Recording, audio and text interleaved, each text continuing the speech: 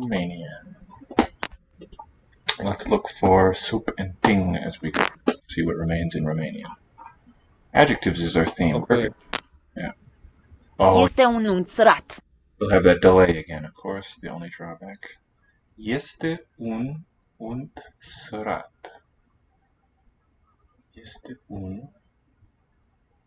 That's interesting. So unt has got to be a noun, and I think sărat will be an adjective. What's unt? Butter. Aha. Unt is butter.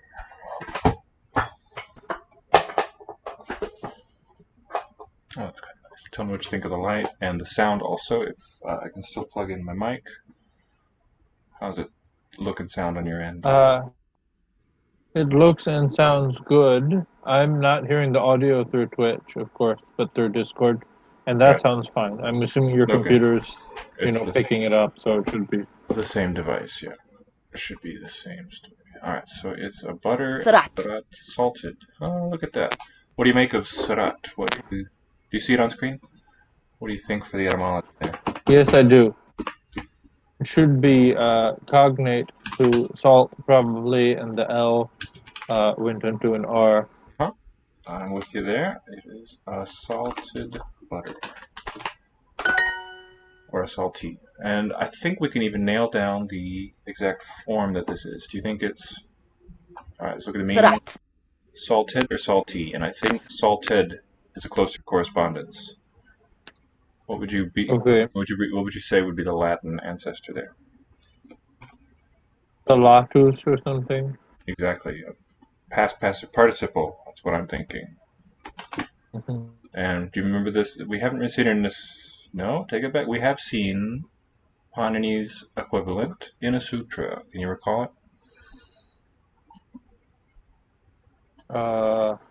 No, but I think the suffix is acta. Close. Kta, yeah. Kta. Do you remember the sutra that has the word nishtha, just by the sound? Afraid not. Okay, well, we'll hear it again. Let's start with the endings. And I wanted to have you could do it typedly or spoken, but can you tell me what you recall of the ting? We've heard them all now. We spent a bit of time. Yeah. Okay. Tiptas G. That's the one.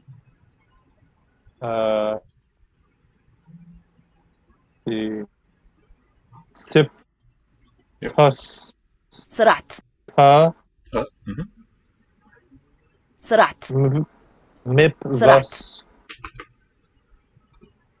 What is it? We just replaced the first initial. Mip and was is correct, and for the last one, it rhymes with the dual form, just a different initial. Past participle of sara. Mip vas ma? No. Mus, yeah. Mip. So some sutras will voice the P because the following one is a different word and it's voiced, so it would be mibwas and mus. You said it was like Irish mutation. Have the same word form. Oh, for that middle one, yeah. Mipwasmus. Mipwasmus. Oh, this mus in Latin. Yeah. Mm-hmm. Very good. All right, here's that Romanian. There's a verb sara, and it's vulgar Latin salare. So based on... it would have been salire. Change in conjugation. Shifted over to another class. I salt from sal. So, nishtha, real quick. Ktabatu nishtha is the sutra. That sounds familiar. We've heard it. Ktabatu, using caps for it letters, and also for the retroflexes. As an everyday word, nishtha means devotion, but in his grammar, it denotes these two suffixes. They would mean done and having done. Okay. The u there is long. Can you tell why? The ending of the noun. Masa este goală. Masa Do you want me to tell you what case it's in and use that as an explanation, or? Well, take a guess. We haven't seen we may have glossed it at the time, but if you can reason with the Agni paradigm, the stem Okay. final would just be a short u, ktabatu. But we've Right. got this form with a long u there. Think of how Agni goes. In fact, I wanted to review that anyway. Can you give me the nominative triplet for Agni? We'll take this occasion. It'll show up pretty quickly. Mas Okay. estuala. Masa. Table at the meal. Goală. So table is empty. Agni.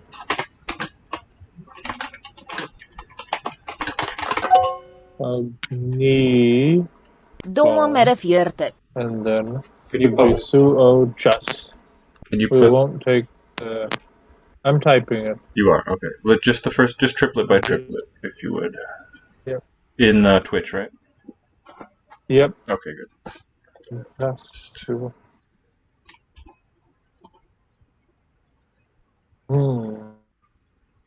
I'm trying to remember Agni plus just. Oh no, we won't take the J because that's just an it. Good. The root, the stem final there is replaced by guna. No change to the end. Okay. Agni. Agnes. It's one form of guna. What's the other? Fierte. Agnos. No, the same guna phoneme has two variants. It has a prevocalic variant. Not the other guna vowel, that would be o, but that same segment A, it has two allophones. Agnayas. Good, and then if that is phrase final, replace S with visarga. Agnayaha. Agnihi, agni, agnayaha is how it goes. Perfect, good. So the U, if your stem ends in U, there's the word bahanu for sun. The nominative accusative dual, the au forms, will also be ending in a lengthened stem vowel. Bahanu means the two. So it's a compound word, kta, ktabatu, and it's in the dual. That means that it's a dwandwa. It's kind of cool. I never really thought about it that way. Does that make sense? It's A and B together. So it's a total of two entities. So it's a dual inflection. Oh, wow, yeah.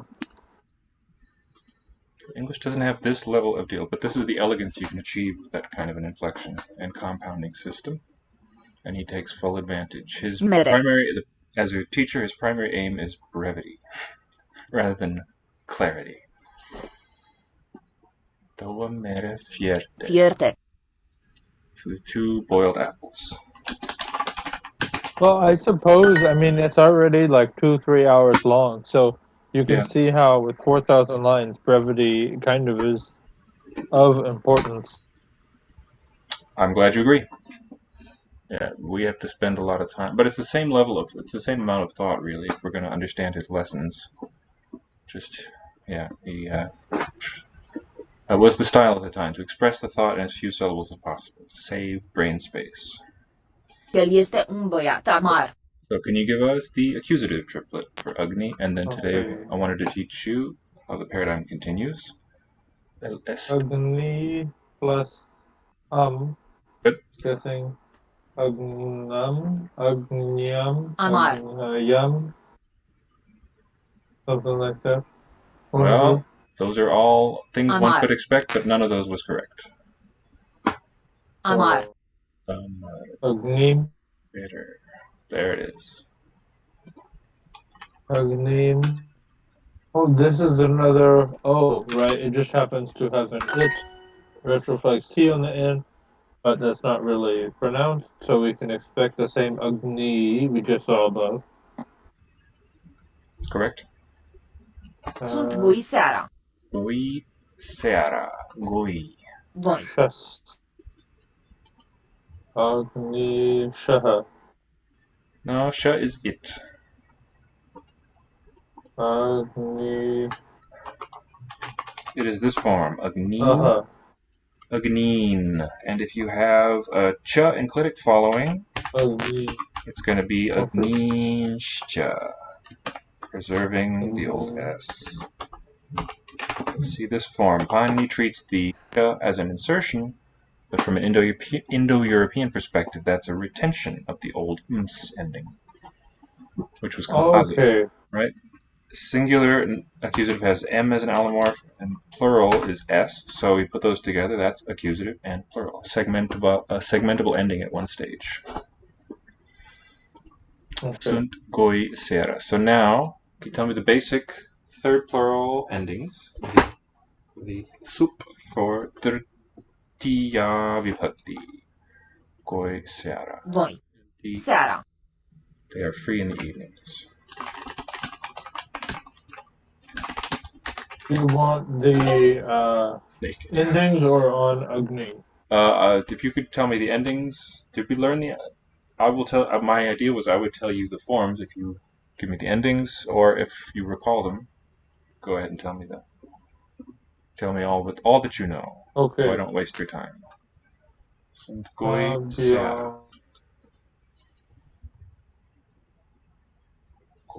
This.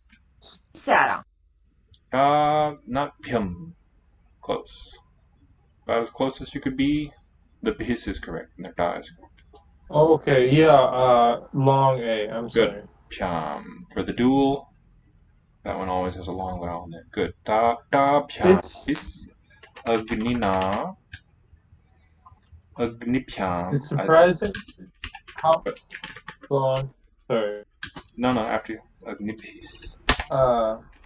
This bien is really long in Roman script. It's like 6 letters long. But here in Devanagari, it's only like 2.5 letters long. Well, it's a nice compact cluster.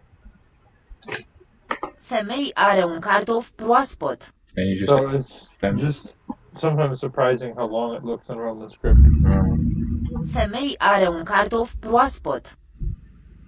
What do you recognize here? Femei are un cartof proaspăt. Femeia are un cartof proaspăt. But so women are a cartof proaspăt. Proaspăt is a new adjective. I see fresh. Okay. Proaspăt. Fresh. It's not the English word are. No, it just looks like it. It's the verb have. She has. So are is somehow from habit. Kind of like. I guess it's more of exist, but kind of like aru in Japanese. Yeah, very nice. Proaspăt. The A with the bowl accent, the Chandra mark, is an schwa. Un lup mănâncă carne prăjită. And proaspăt. Un lup mănâncă carne prăjită. Un lup mănâncă carne prăjită. Prăjită. Prăjită. Right. Oh, this I know the Sanskrit cognate. Prajita. The root in Sanskrit is pronounced brj with a double J. And I think the participle is brshta. Let's see. Doesn't know this form. Would it be in the masculine? Prajit. There we go. Praji is the verb. To fry. Fry is probably cognate with the P to F, Grimm's law. Prajiti, Serbo-Croatian. Proto-Slavic prajiti, not beyond that. But, as I said, brj. Wait, you say Grimm's law, but doesn't the word to fry in Spanish has an F, right? Like refried beans are called refritos. Could be from German. But that doesn't mean fried. That's just refried is more like a phonetic approximation because us English speakers don't really know what we're doing. Sorry, what? Refried beans are called in Spanish refritos, and refried, it's not that they've been fried twice. That's just the like the approximation of the sound of it, kind of. I see. Okay. I think something like that. I could be wrong. If only there was some way to find out.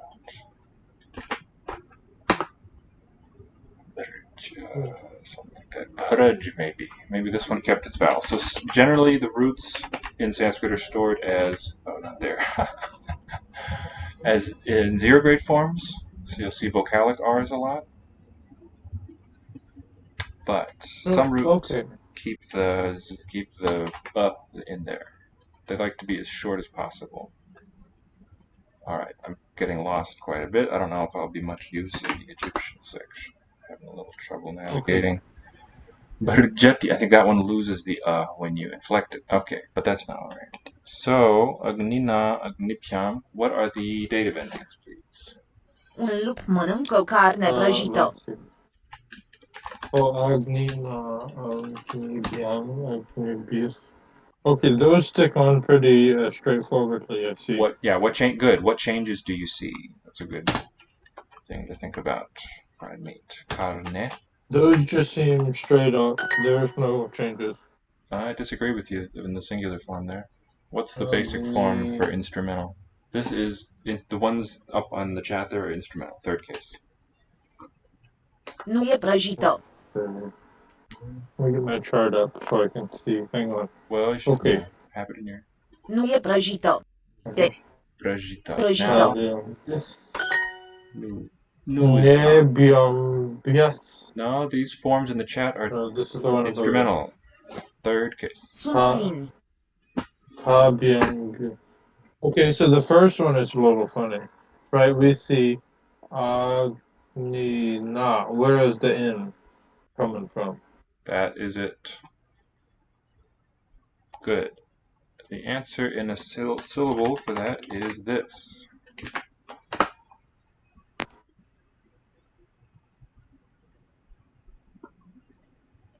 What about that? What is it? How is it pronounced? It would be like nud or something. No, it's not quite.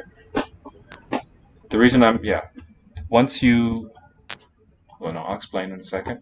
Go ahead. Not quite. It should be N, short U, and then D. Nud. That's what I said. Not a D. Nu sunt that's not a D? Nope. D has a little twirl on it, doesn't it? Here, I'll put it in the bigger box. Yeah, so it should be nut with a, I think retroflex even, right? Nut. Retroflex what?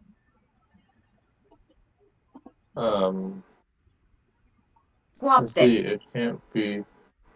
Wait, that's the same thing that's in ta, biam, bis. So? Coapte. So it's a ta, so it's nut with a ta. Nut. Retroflex T. There we go. Nut. The ta in a thing like this tells us stick it at the beginning of whatever it's attaching to. It's called an initial increment. N is the phonic part. So an increment N, this is a common one, is added to our ending.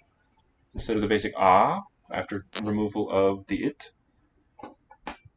we're left with ah, and that will, there is a sutra somewhere that says after a noun of this class, insert nut or add nut to the end.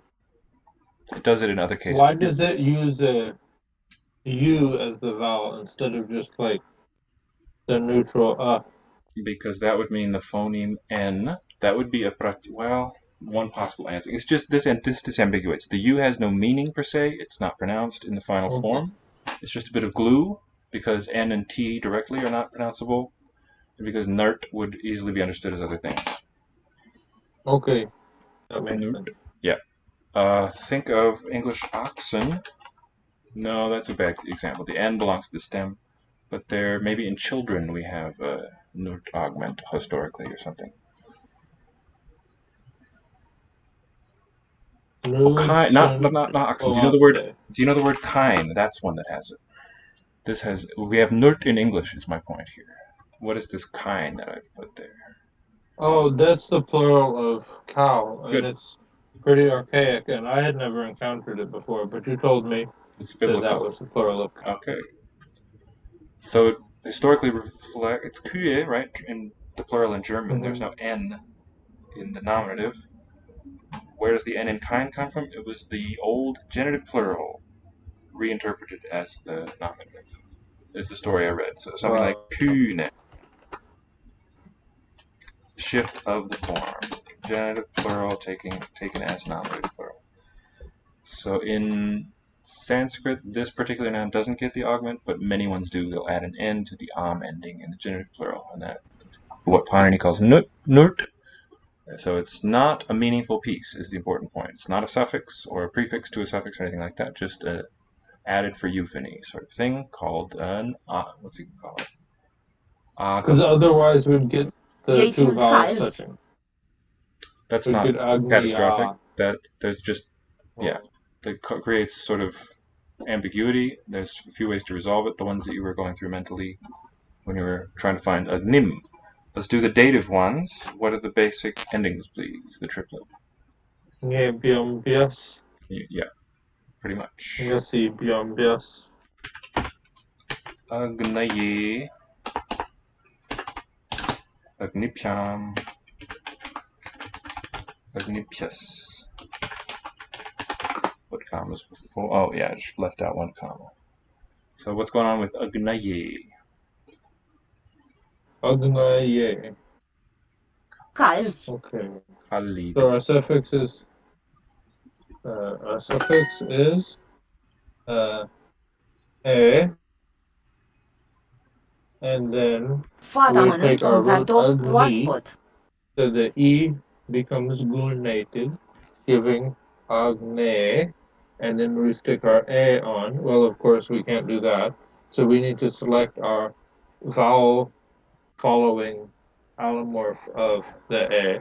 So we choose a. I would prefer, yeah, pre-vocalic rather. Pre-vocalic, yeah.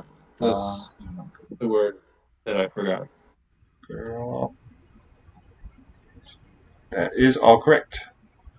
And let's go ahead and hear the recitation. Just get it here in our brain. Suaujas am autshas tabhyambhis ngebhyambhis ngasibhyambhis ngasosam ngeosup.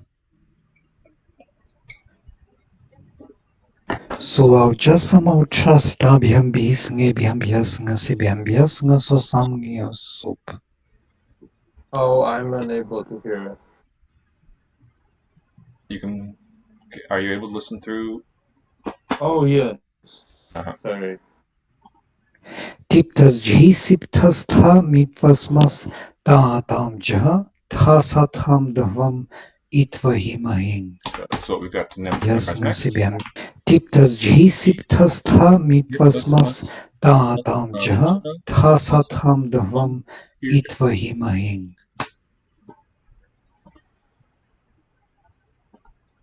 Fata mănâncă un cartof proaspăt.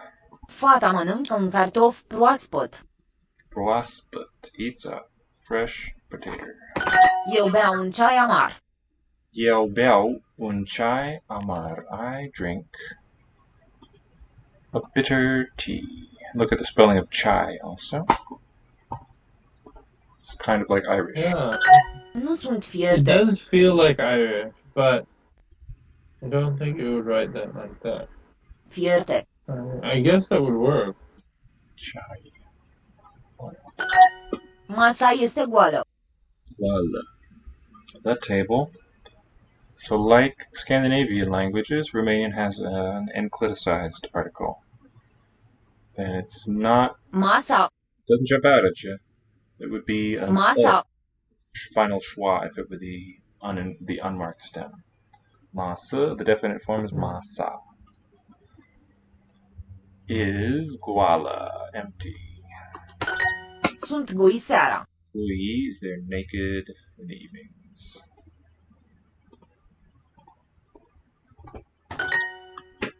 Okay, let's hear the thing again. And how would Painini express just the three triplets of middle voice endings with a syllable rather than, you could say atmane padam, of course.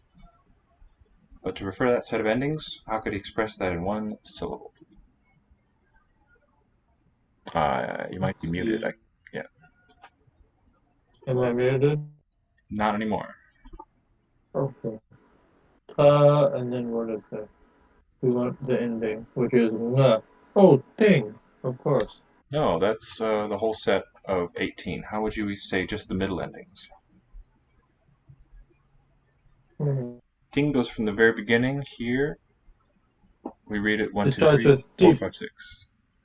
Tip, yeah. And the Okay. final one is mahing. So ting expresses the whole set. But what if he wants to say just the second Okay. of that set of endings?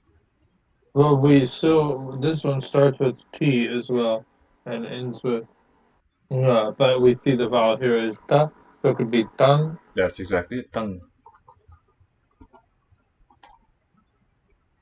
Okay, let me get that lesson one open. It's called Oh, here's a question. Could you say sung for all of the noun and verb endings together? Not that I know of, no. What did you say? Sung, yeah. Well, it was just a Supting, suggestion. indeed. I suppose you could have, but supting, you might have those. In fact, you do. Supting antam padam. What's that mean? Ting Supti anta antam padam. padam. So, There. It's a definition. the antam word is the ending. Good. Padam. This is the same root that's in padaha, which I think is a quarter. Different word, though. Or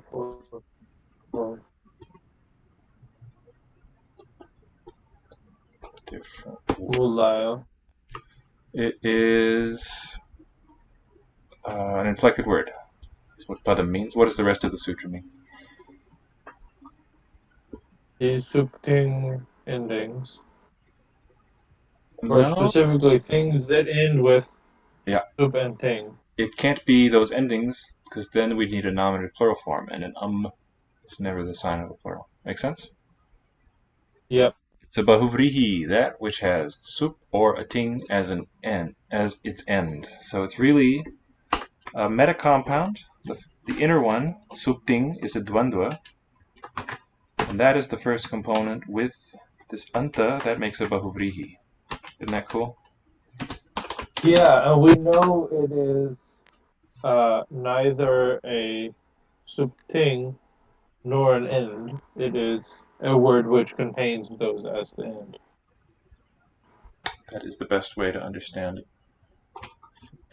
it. So it's a neuter word. Do you remember what it would be for nominative plural neuter in an stem? The things that end. Oh, it would be the endings, rather, is what we're going for. So compounds are kind of inherently ambiguous. Gives a little morphology, just two stems and then maybe an ending piece. So that's why it's good to... You can have the same string of components interpreted different ways.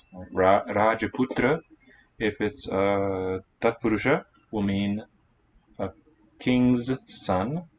But if it's a bahuvrihi, it will mean someone who has kings who are sons. Having kings for sons. How do I get to lesson 2? Gotta zoom out. Start lessons. If you scroll up a little, then do Yeah, the other begin lessons. I found it. This on the top corner. Start lessons, it's called. You'll see it shortly. Yep, there it is. Okay, no, 2 I think we got through. It has this bit about bread, beer, honey, and wine, which got us got me thinking down the way of the root of Dvandva compounds, and now we're there. I thought we were on 3. Yep, that looks like you were right.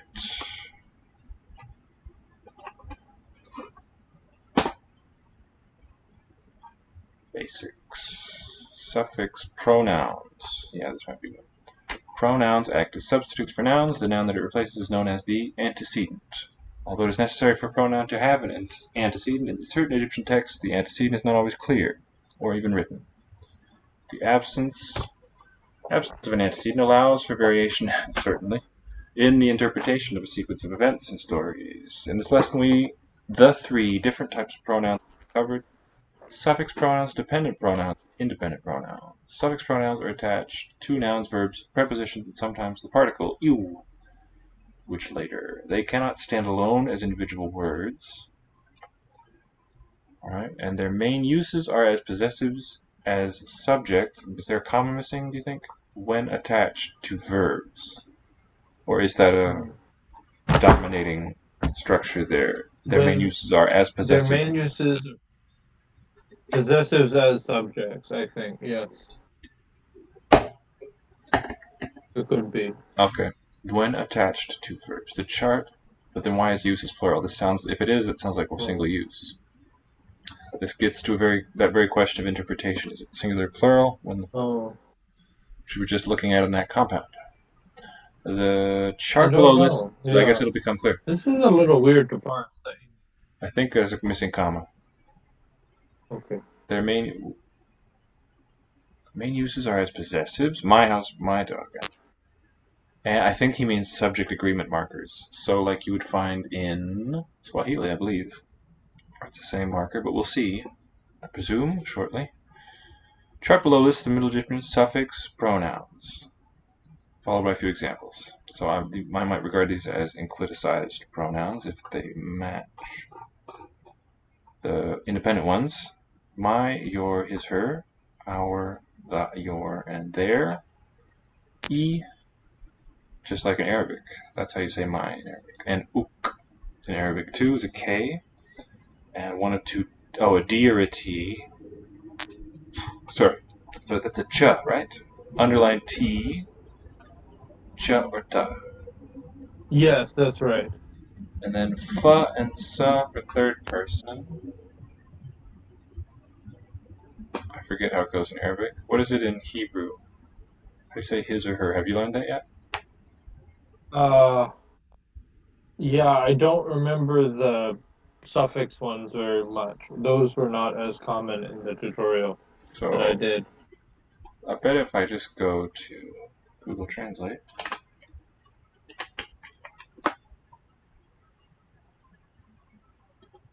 We use mostly the sort of the prepositional pronouns, they're called in Irish at least. Yeah. We've had like shalach and shalcha for those. Did you say Irish? Did you mean a different language? Irish has prepositional pronouns where it fuses a preposition to a pronoun, and Hebrew has a similar thing. I see. And that's the thing that we used in Hebrew. Oh, lesh and so on. No. Yeah, like those. So, dog, what is it, Kelev, and his dog, her dog. Hakel, right, Hakelev Shelo. Hakelev Shela.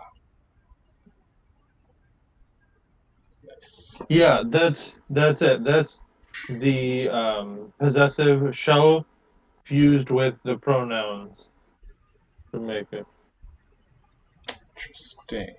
But there is another form which is like a suffix that goes on Kelev. Okay, which I do not remember. Correspond more closely to the Egyptian structure, it looks like. Fa or sa. So each marker there is unique. And N for first plural, just like Hebrew. Ten or gen. Yours. And then why is there no... Oh, just N and a plural mark. Oh, that's SN or what's... Yeah, SN. It doesn't transliterate it. Oh, no. Two ways of writing SN. Or it looks like SN and ZN. So I like the allomorphy. Ten and chen, maybe palatalized, derived. Sen and zen, if that is really voicing. So it would be fun to see what the state of the art is with the phonological reconstruction.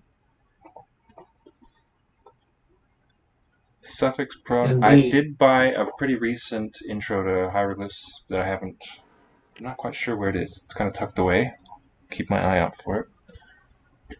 But yeah, written in the last 10, 20 years or so. That one might have some good info on that. Suffix pronouns are the most common forms of pronouns. In Egyptian, familiarity essential. Important to note, the suffix pronoun does not have to share the same gender or number as the word to which it is attached. Yeah, that's always true in a possessive. A male possessor can have grammatically female possessions and vice versa. Instead, it should match its antecedent as it serves as its replacement. Very logical. All right, so mawats means her mother, and what's this dot showing? Where the suffix begins? Mother noun would morphing boundary, I think, yes. Okay, look what they've done. It's, I guess, yeah, mau, a biliteral to start with, maybe triliteral, and then the T, then the determiner, and then the suffix. Or not suffix, ancliticized pronoun. So it makes sense that the word would be written that way. Isn't that interesting evidence of the word boundary? Yeah, the determiner of, or determinative, right? The mother. And the underlying word and not the phonetic word. And then me'etin, we see. So M is the, does the I symbol have M phonetic value? Do you know? Is that a met? Oh, if so, it would be just like Japanese. Let's go to the Swiss list.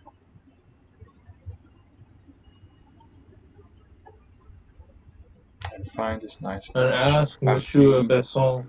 Besson. I think it's this one, right? Yeah.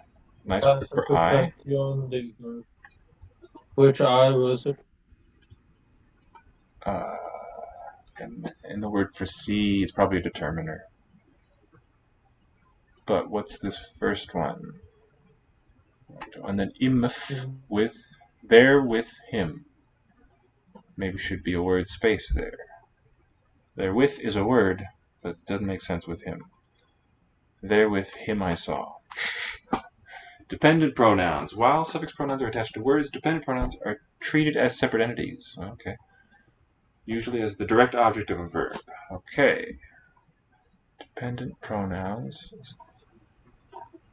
So, we, and then cho or chen, so or say, en, we or us, chen, you, sen or zen again.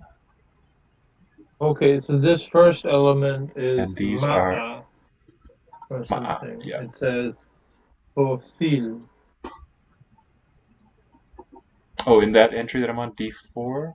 There it is. Wow. No. That's the I. Yeah. This is that thing that comes first before the I. Right. U1.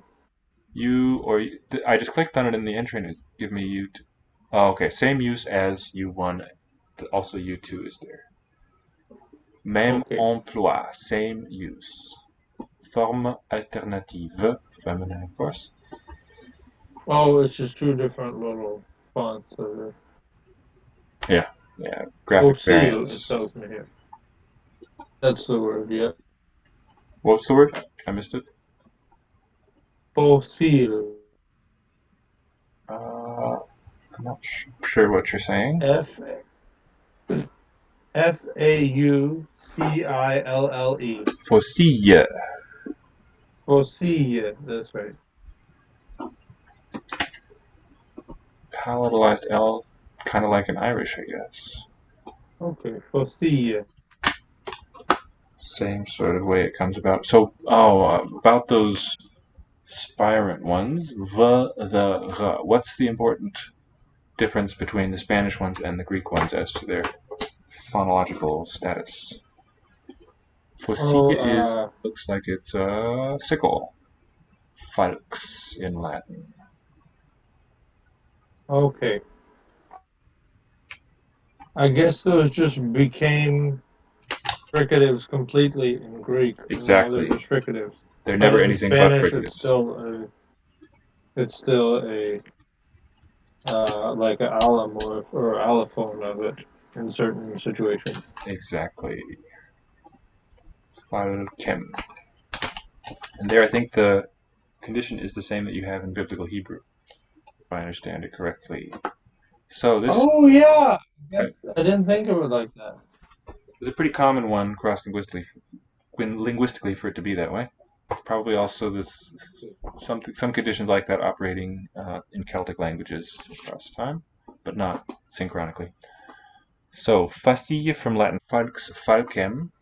I think we've talked a little before about this term thematic. It's an Indo-Europeanist word for certain noun and verb stems.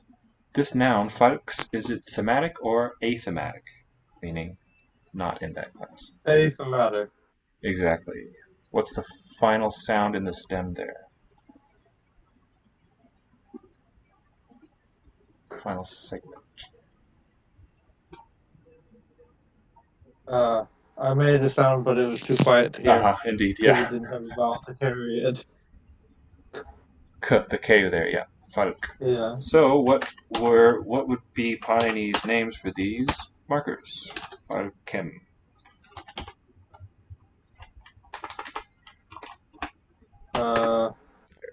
I don't remember.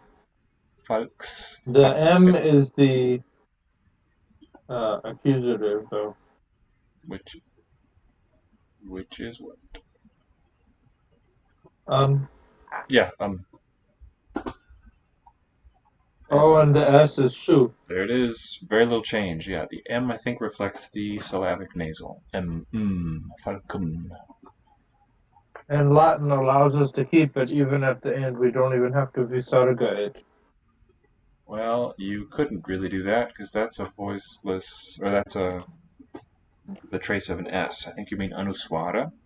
And that's something like an anuswara. A lenited M was in fact a feature of classical Latin.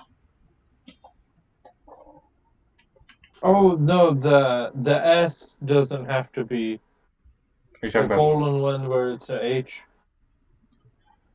All right, maybe I'm confused. I'm definitely confused about what you're saying.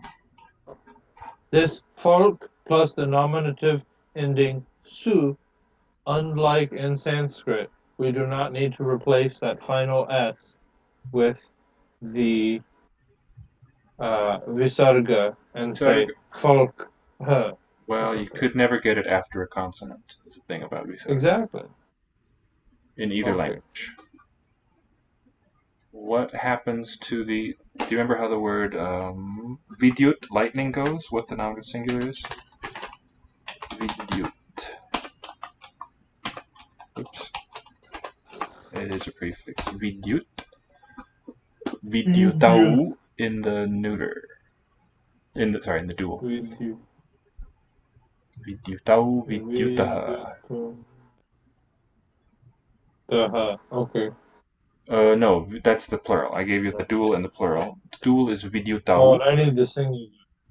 Right. What's the singular? Could you get vidyut? Nope, that is not permitted in Sanskrit. I didn't think so. It didn't sound right. Right? Doesn't seem. There is believe it or not, there is a verb root that starts with a t-s sequence, but at the end of a word, generally there's no clusters. There's a small class of exceptions where you can get surface clusters. So what can we do instead to avoid having vidyut? That is exactly. It's not a single thing that's possible, but logically there are many equally likely things. Okay, now I'll think of some about the Egyptian one here while we're doing that. Are also we, and are these prefixes or proclitics? That'll become clear in a moment. Chen, chu, so, si. Yeah, okay. Dependent pronoun da-da-da is used for third person plural. Here are a few examples of dependent pronoun actions. So it's I found her, and her is expressed by si. Okay. Oh, we're looking at the dependent ones now. Okay. You gumni si. I found her. You gumni si. You gumni si sesh. The scribe found her. So this u is not the word I. What is u? Maybe u gumen together means find. Gumni. So this suffix is what we're interested in. So that's the regular. So still a suffix. I would want more examples there to make it really clear. I think when we have describe as the subject, there's zero marking on the verb. In these examples, the dependent pronoun serves as the direct object. So it's talking about see right after the verb, as in English. Direct object of the suffix what?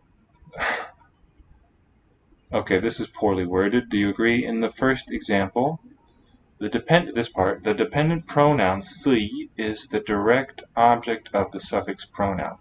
How can a pronoun I think that this person who made this is not a linguist. Do you agree? And they seem to have made a lot of typos. Well, I wouldn't call that a typo either. The second example is similar to the first, but the subject is a noun rather than a pronoun. Right, okay. Independent.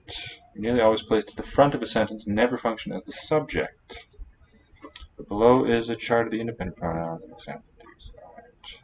Ink. Natak, natach, natat. You. Natef. Natas. He, she, it. He, netef. Right. Netes. We is innen.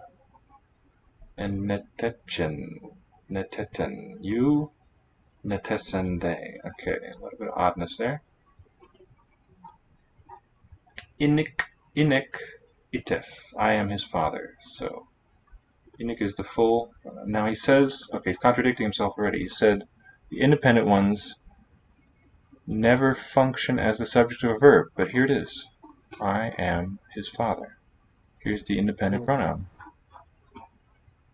Okay, that kind of makes me not want to do this set of lessons. I like the examples, but if he's going to tell us nonsense that is contradicted, he or she, contradicted by what the very next example gives, not a good sign to me. Uh-oh. But okay, I will console myself with a little bit of sutra recitation. So I search for Ashtadhyayi.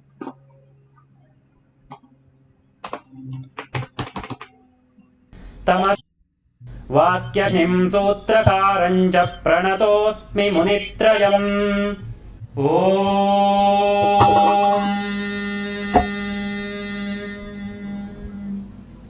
अयुण Rudraka एवोम अयौच हयवरण लन न्यमगणनम झभय घढधझ जबगडधझ ख फ छ ठ थ चटतप कपय शषसर हल इति माहेश्वराणि सूत्राणि।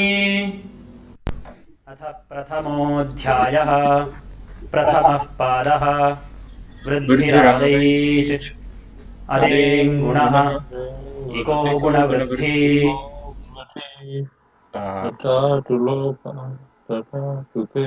There's a bit of a delay there. Would you mind? Sorry. Thank you. प्रथमः पादः वृद्धिरादैश् अदेङ्गुणः इको गुणवृद्धि न धातुलोपार्थधातुके. I guess I could delete you two in the thing if you prefer, but leave my A chord, yeah.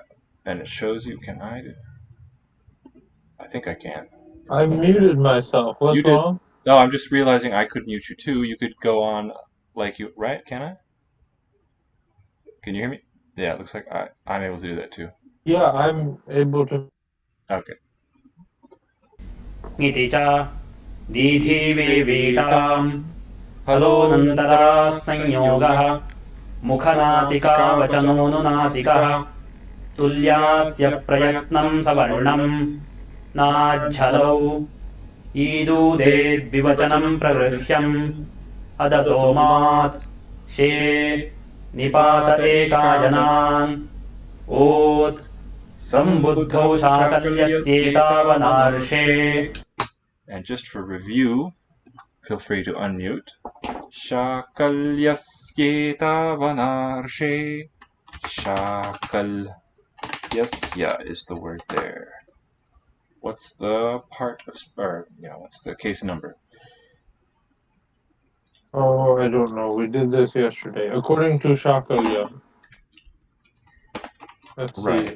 But I missed a vowel there. Shakalya. Yeah, and Shia is an allomorph of something. Not Shia. To figure out what. Sia. Gentle. Yeah. Okay, it came out as I heard it as a Shia. Just wanted to check. The first sound there in the word. Probably my English language mouth, phonology is palatalizing it. So precisely not that. Historically, like I think in Pali, I think it gives a long S actually. But I suppose in some dialects that could have happened, but we should take care to distinguish those. The cluster, the sequence of two sounds versus the single sound. Sanskrit is actually quite precise about that, and we have the instruction going back at least to Panini about how to produce, about the distinctions between these things. Shakalyasya. So actually, it's good that you knew the meaning of it. It means in his opinion. So just like we say his, that tells you the meaning. What case would you suspect from translating it as his? Not to him or with him or something. The genitive. That's what it is. So what does the sia replace? Which affix? Which basic thing? Subaffix rather. Nasi. Close. That's ablative. That would be shakalyat. Okay, let me count again. Ichi, me, accusative, instrumental, genitive.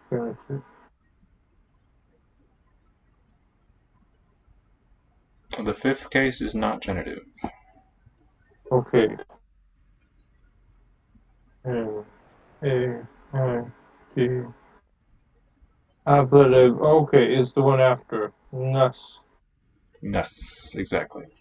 After an Nas then also. replace nas with sia. I just can't count as well. That's right. That's why it's called practice. But Panini's not really going to make. There's no chance of it making sense if we don't have these foundations laid. Sambuddhau shakalyasyetavadarshē. There we were. Uyah. Idutau cha saptamyarthe. Dadhāghvadāp. Ādyantavade kasmin. Taraptamapaughah. By the way, what's the word for? We saw at the ending. What's the word for beginning, please? Rewind. The. Good. That's it. Ādyantavade kasmin. There it was. Taraptamapaughah. Bahuganavadurati sankhya. Shnanta shat. Daticha. Tattavatu nishtha. Sarvadini sarvanamani. That sutra again that we talked about earlier. Sankhya. Shnanta shat. Daticha. Tattavatu nishtha.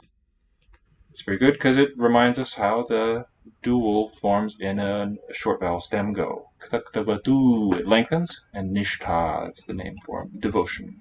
Nanta shat. Daticha. Tattavatu nishtha. Sarvadini sarvanamani. That one heads the section of the following sutras. It's about the class of words beginning with sarva, which means all.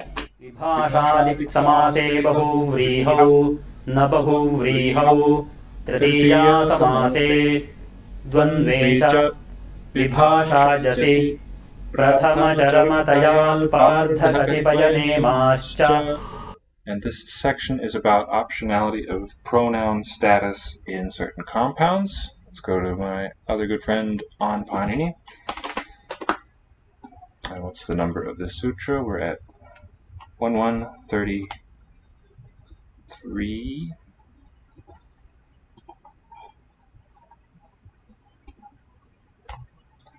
Optionally, pronoun status before jus. And what's jus? Oh, please unmute if you're muted. Oh, I'm not muted. Now I can hear you. Question is, what is jus? What is jus? That would be the nominative plural. Exactly right. There are some cases where two or more distinct things will have in grammar the same name, but this isn't one that I know of. I think jus is just that one morpheme. Now, prathama we've encountered. What does it mean? The first. Exactly. Charama. Alpa means few. I forget what charama means. Let's look that up. I think it's also superlative. Last in Hindi. Hinder. Is it hinder or hinder? Ultimate final. Charama. Does this take me to an entry? Sanskrit, that's not what I want. Yeah, so first, last. That's a good pairing up front. taya. I think that's the name of a suffix. Alpa is few. Ardha, do you remember? I mentioned it once, maybe. And then we know it from, how does it go? Pugunavati Natatulo Pa'a Data Duke. That's good. That's a derivative of it. That one has a long first. Ardhadhatuka. That's the guna denominative derivative. The basic word is ardha, and it means half. And I think the Hindi word is related closely. That's what I'm trying to find. It's going to be the top here. Hindi for half. I think it's ard or something. Oh, it stays dental. Adha, but it loses its R, like a non-rhotic kind of English. This might be from the basic one with compensatory lengthening upon loss of that R. Ardha, and they also have the the masculine stem final class marker. Sanskrit is two short vowels. Ardha for the basic. That one we know. Pratamacharma tayal pardha kati. Katipaya is a long stem. And nema, I forget. Katipaya, like how manyeth or something? Kati is the word how many. This doesn't have it. Does he have a link? No. There is the technical terms, but these aren't technical terms. These are just stems. Nema.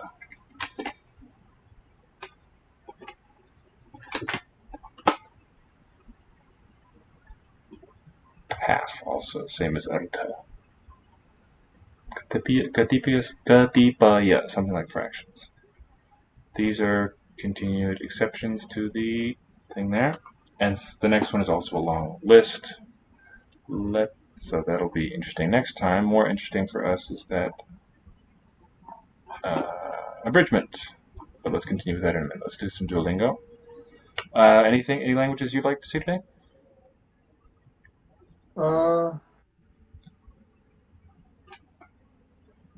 Let's do Portuguese. Why not? Happy to. Unless we did it super recently. Not terribly. Okay. Oh, hi. How about the Womp Womp language from Charlie Bahan? I'd never ever thought of any of these. That or the, what was it? The Beaker language from Muppets. That's the one. Oh, like all the adults speak, yeah. No. A mão. A mão. How cool. Manum, it would have been. A orelha. A orelha. Were all musical instruments. Oh, cool. Like trombones and such. That is a fun fact, indeed. A orelha. A orelha. There's another palatal L for us. O nariz. Nariz. Masculine. Oh, nariz. Surprising. What was the Sanskrit one for nose? Or nasal? Nasika. Good.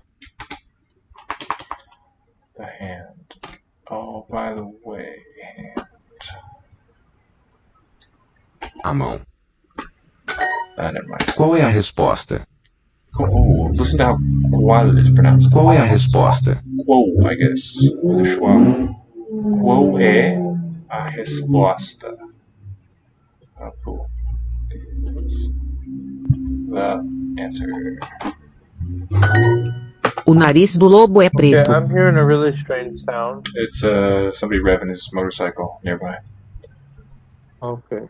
I could go yell at him, I suppose, but that's about it. Nariz do lobo é preto.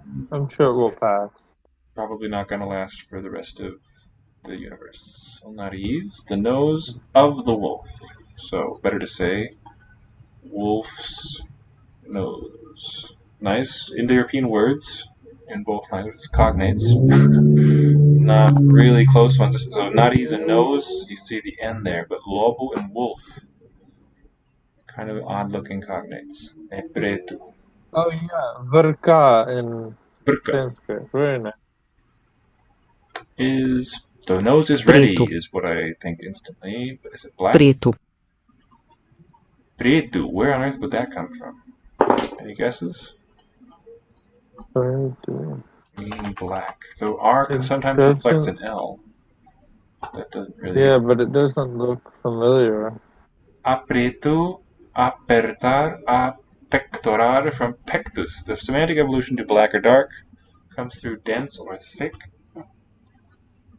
Related pertu. Another common but less likely etymology, a common one, okay, suggested is a vulgar Latin pretus from pressus. Okay, very odd word there. Preto. The ear, a orelha. O nariz, a mão, a orelha. Orelha, the close mid ear. Nós temos duas orelhas. Nós temos duas orelhas. We have two ears like between us. Você não lava a orelha. Você não lava a orelha. What's this mean, Levi? Should show up in a second. Você não lava a orelha. Good. Don't y'all wash the ears? Você não lava a orelha? Wait, is that plural? No. Oh. It's the usted form? Pretty much. So do you, don't you, yeah. Those are cognates too, actually. Very different looking words. Oh, você and usted, yeah, they're both Westra Merced. Exactly. Meu joelho é pequeno. Meu joelho, my jail is small. Joelho. Okay. Cognate with knee. How about that?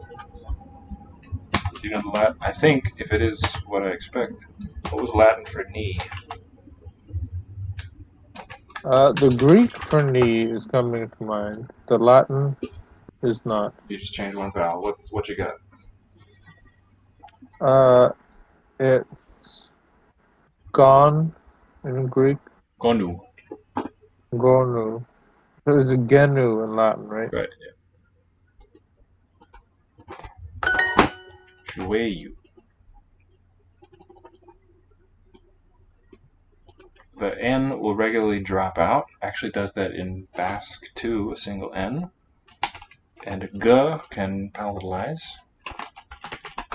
Joel H-O. Genuclum. Vulgar Latin, little knee.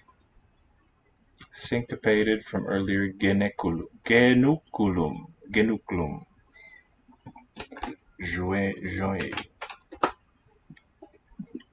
Diminutive of genuni, Indo-European gyonu. Compare Galician. Wow, look at that spelling. Joelho.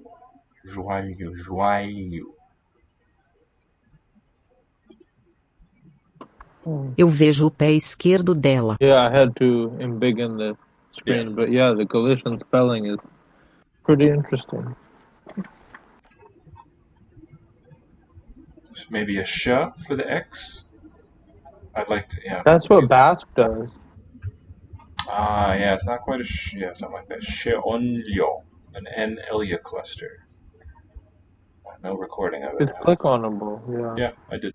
You'll see it soon. Eu vejo o pé esquerdo dela. Sheonlyo. I see video. O pé, your foot. Oh, the foot, which is the left one of her left foot. Izquierda. Speaking of that. Wow, I heard izquierda is from Basque here, so that's interesting. Portuguese still has the Basque word. They're further from the Basque-speaking area, but it must have been Meu common sapato throughout esquerdo é Iberia. vermelho. Got around. Meu sapato esquerdo é vermelho. Yeah, my left shoe is vermelho, red. Left shoe is red. Vermilion. Meus olhos doem. Meus olhos. Vermilion is weird because it looks like it has the vert root for green, so that's why it's confusing to me. Vermelho. Yeah. Meus olhos doem. Meus olhos doem. Doem. What would be the Latin ancestor of doem? Here's the spelling. Eyes hurt. Meus olhos doem. Meus olhos doem. Oh wow. Teeth. No, this is a verb. It means that they hurt. Dolor is the noun, I believe, of this. Yeah. I don't know the verb. Dolent. Okay, that makes sense. So you lose that intervocalic L, line it out, and NT is reflected in just a nasalization, and they write M anusuada like. Gosto dos seus joelhos. Gosto dos seus joelhos.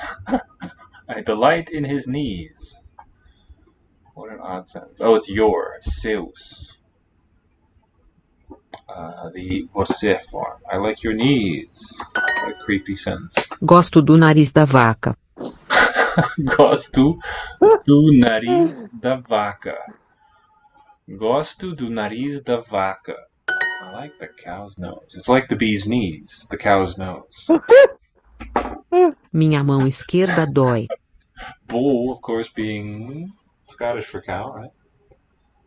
The bull's nose is like the bee's knees. In Italian they have the wolf's mouth, and that means like break a leg. You say, right? So someone's about to do a performance, and you say in the wolf's mouth. Oh, okay. That's where you're headed. Nice. Minha mão. Interesting that it would be mea manus in Latin. I think mea, which doesn't have a nasal, but in Portuguese minha, and now mão was manus with a nasal, but Portuguese just has a nasal vowel. Esquerda dói. My left hand hurts. Dói, of course. My brain saw that and said Zoe. Reading it like it's Vietnamese. The only appropriate response is dói. Meu joelho dói. Meu joelho. Meu dói. joelho dói. Okay, the spelling, D-O accented, and then I, dolet. Dole, doi. Do accented, E. Meu joelho dói. Ele pega o inseto com as mãos. Ele pega. Let's pega. O inseto com as mãos. So something with the hands. Pega. Catch it. And an insect with the hand. Yep. An insect Ele with pega hands. o inseto com as mãos. Here do we hear the M in com? Ele pega o inseto com as mãos. Com as. No, you don't. Com is just a nasalized one. As mãos. Com as mãos. Oh. Ele pega o inseto com as mãos. Do they allow a tilde vowel to stand word finally? Can you think of any? Maybe the rule is it has I to know be until the diphthong at the end. If you have like the name Jean. Yeah, right. Mao we have here on screen too. Now the negative, but is it allowed on a word final vowel? I think it might not be, and it might just be so. That what my thinking is that the tilde represents and the final M, what they represent, or coda M. It's really the same thing. A little difference. Nasalization of a vowel is at least what my ear tells me. Maybe they're different, but have we seen the tilde on anything other than the ow diphthong? Let's see. Awesome question. No. Ew. I feel like I've seen it on an ew, but I can't cite a word. My left hand hurts. Minha mão. Mão. Esquerda. Huh. Hurts. Dói. Dói. My knee. Meu. Orelha. Dói. Oh, that's not my ear. My knee. Joelho. Dói. By the way, ear and orelha cognates too. I also feel like this word minha doesn't have full closure on the end. Minha. Minha. Mm.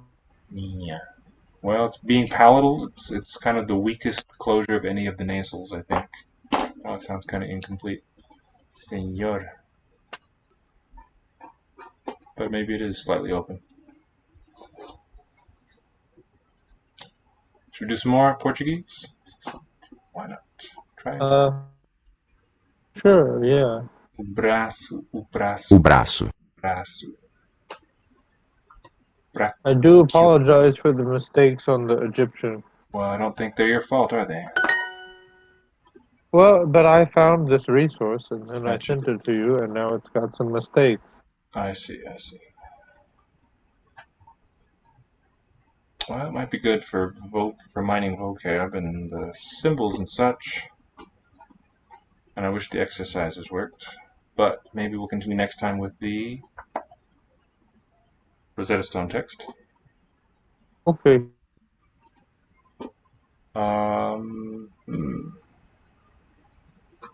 Let's do a bit of Portuguese and then talk about Paanini's abridgment some more.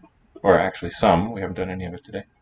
This one I think is more important for us to get the meanings than for the actual sutra text. The back. As costas. Costas, I think would have meant the sides at one point, like the ribs actually. What do we have? To accost, I think is cognate. To go at someone's ribs, if I understand that correctly. Oh, I remember you mentioning that back in the before time when we were in the Lingo space in person. Ad costa, to the ribs. And because it would have come in Spanish, I think. Acostar, to lie down or go to bed. To enribbon yourself. Mm-hmm. That sounds familiar. Yeah.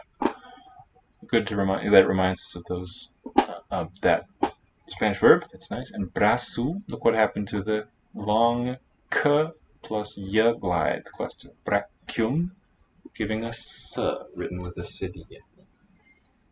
Braço. O nariz. Nariz. In French, le bras, spelled with S, which is now silent. Oops, let me O get it seu right. braço dói. O seu braço dói. Does your arm hurt? Meus ombros doem. And that's the possessive adjective that we see there. Meu versus the possessive determiner here. Meus ombros doem. Shoulders. My shoulders doem. Meus ombros doem. Doem. Doem. Maybe two syllables? What do you think? Meus ombros doem. Are you able to hear it when I play it? I'm not, sorry. Okay, that's fine. Cabeça, ombro, joelho e pé. Doem. Cabeça. Head, ombro, shoulder, joelho e pé. And toe, foot. Ombro, we have in humorous, I think. It's that word. Knee and foot, those are cognate. O urso tem as costas brancas. Oh, with the X crescent B there. B, if yeah. it's over with humor. Omesos, I think is the ancestral one. O urso, urso. O urso tem as costas brancas. So, literally, or in the older meaning, white ribs would now mean a white back, but still plural, which is cool. O urso tem as costas brancas. Brancas. O urso tem as costas brancas. O peito do urso é branco. O peito do urso é branco. Branco. Peito, the chest. O peito do urso é branco. The bear's chest is white.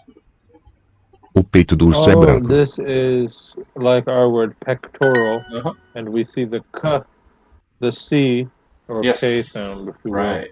will. We see it turning into an I. You see vocalizing, just like fruit, fructum. Ela abre a mão direita. Wheat, oito, for octo. So, if both the chest and the back of the bear is white, I'm guessing it's a polar bear. Hopefully. Ela abre a mão direita. Ela abre a mão direita. Direita. So not the tonic syllable. Ah. There you wouldn't get the palatalization. For pre-tonic, you can have G for written D. And note here too the vocalization, direita, of a K sound. Ela abre a mão direita. She opens her right hand.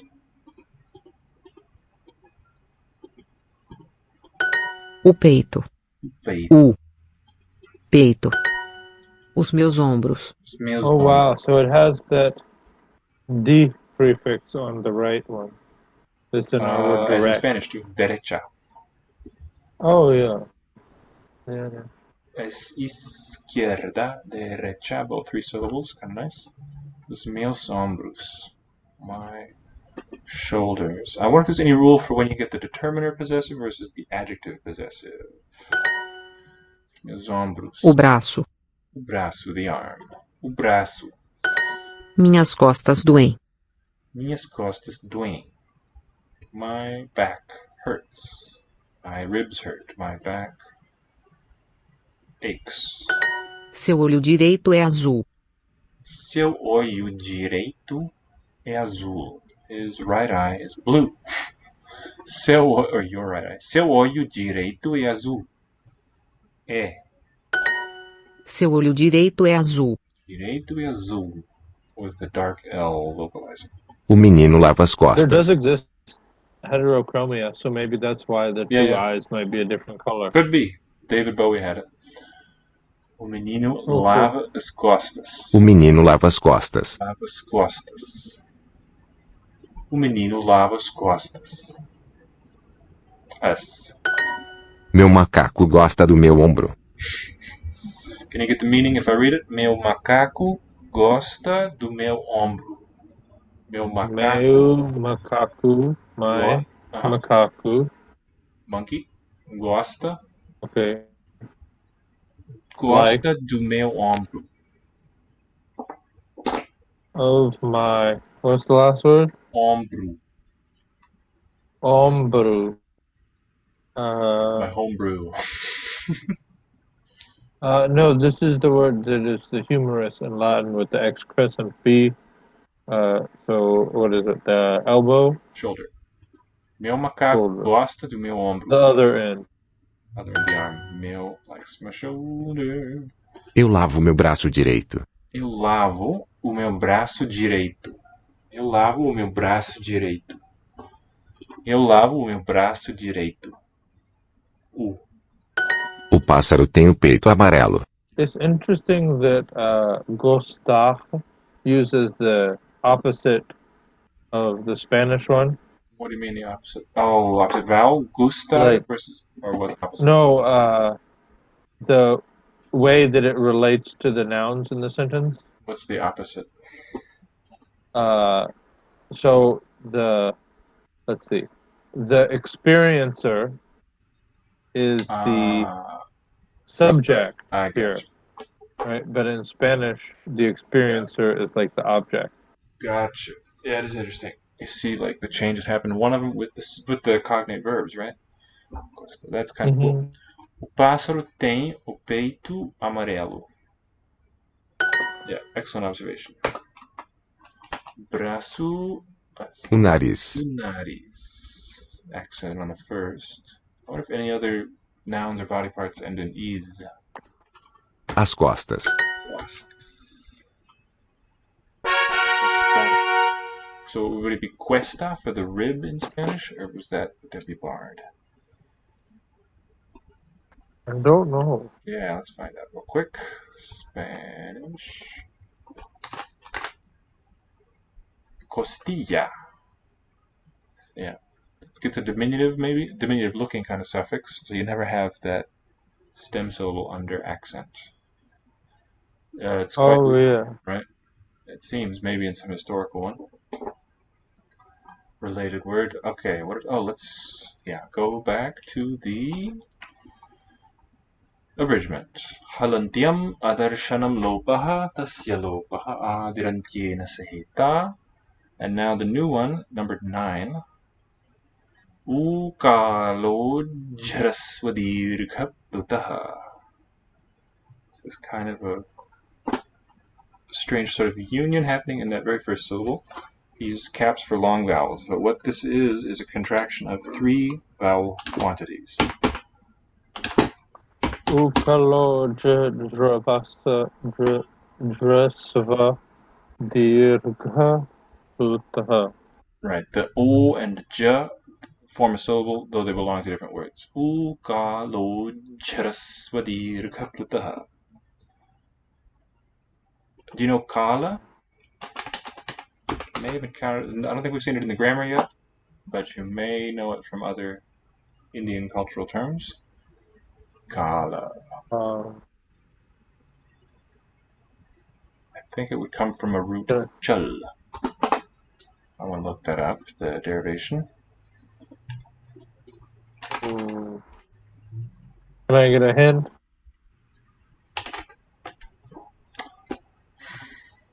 It's one of the 4 dimensions. I don't really have a more helpful or interesting hint. Time. That's right. I don't want cheldo. I mean, it was either that or length, width, or height. 3 other options. Yeah. But in those cases, more likely would have said one of the 3 dimensions. So the 4 is sort of diagnostic. Kala, dark blue, yeah. Not that. Different kala, black, no.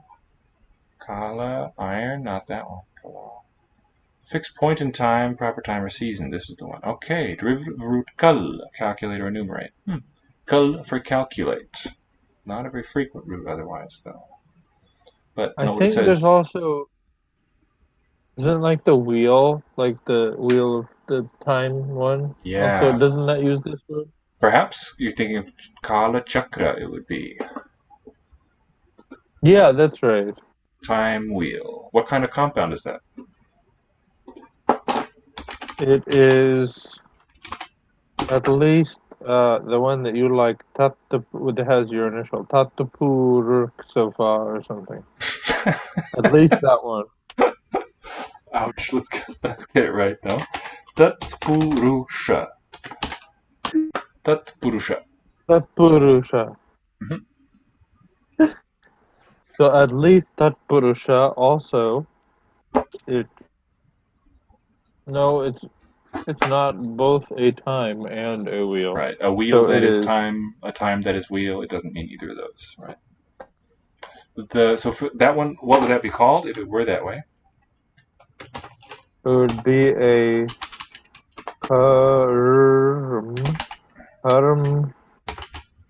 was the open? Karmadharaya. Karmadharaya. And a good example, a good mnemonic for that one in English is bluebird. A bird that is blue. Anything? Okay. And for Tatpurusha, what's like that?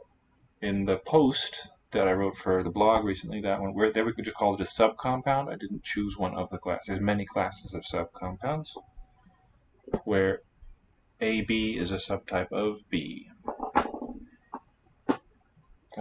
Kala Chakra is a kind of chakra, a kind of wheel instead of a kind of time. That's right, Tatpurusha. All right, we're between lessons. Oh yeah, we're doing the abridgment. So yeah, this oo, I typed it out a few lines ago, but you see where it says U, comma, and the triple U?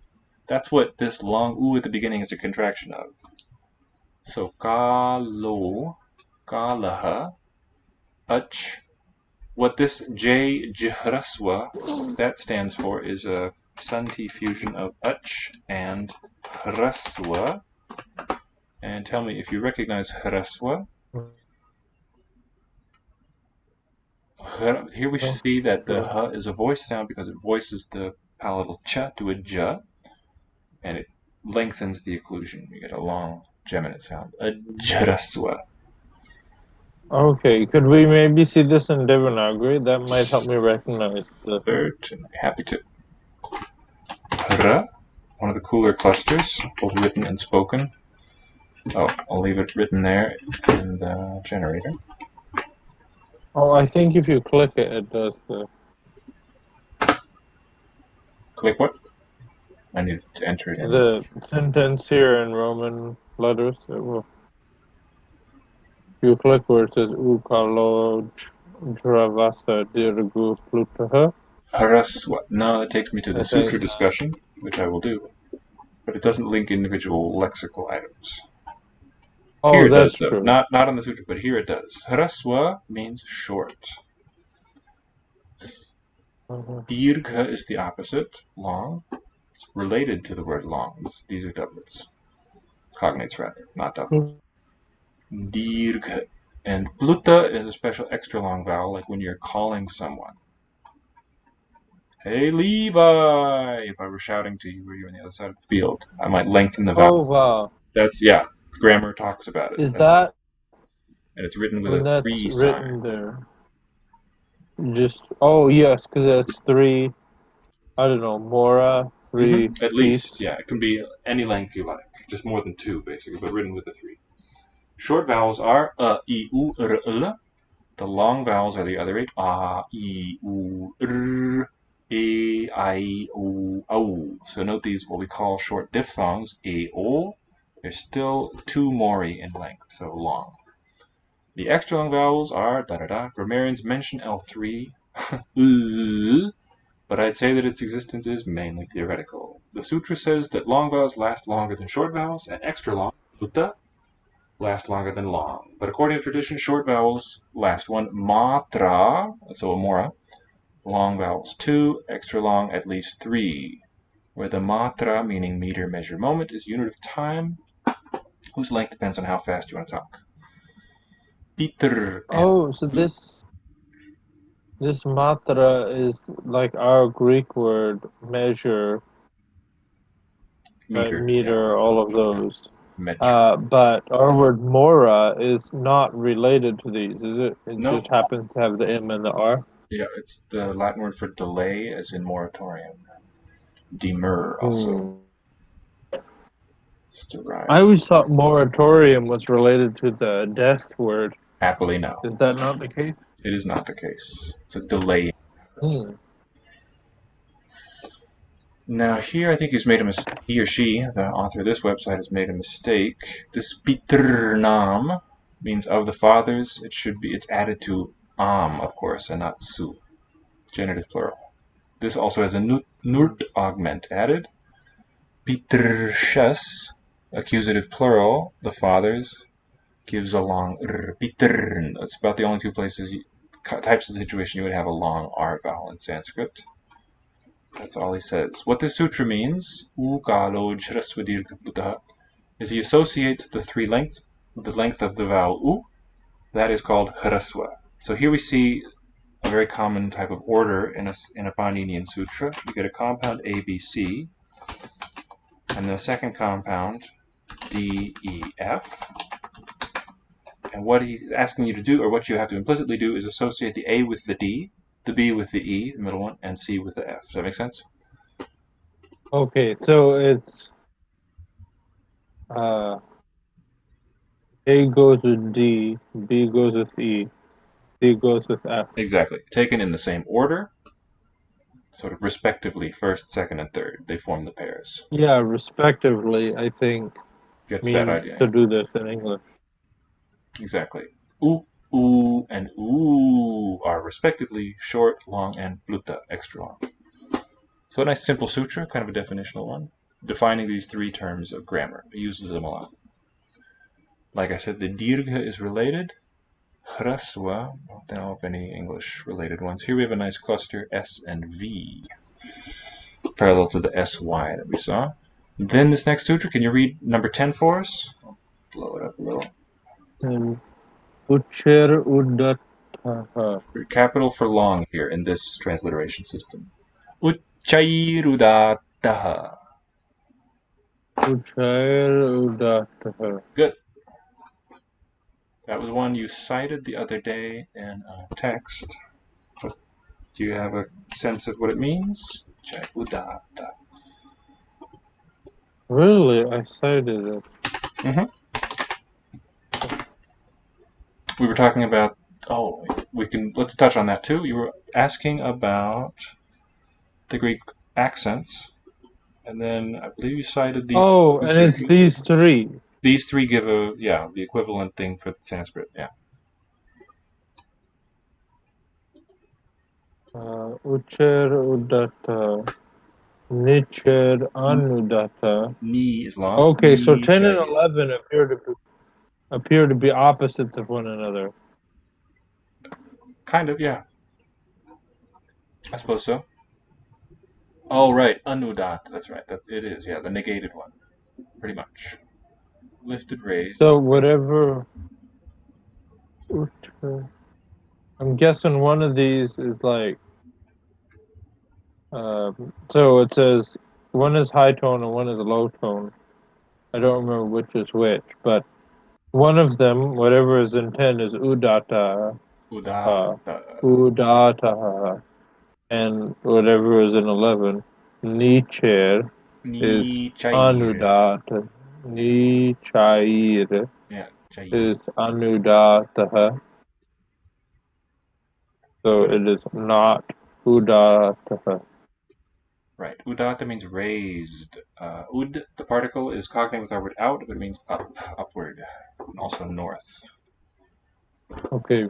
I don't know what the root is of this. I've always kind of wondered. No one will tell me. I think the ud is a particle. The a might also be, but I don't know what the particle the verb root would be before the t suffix is added.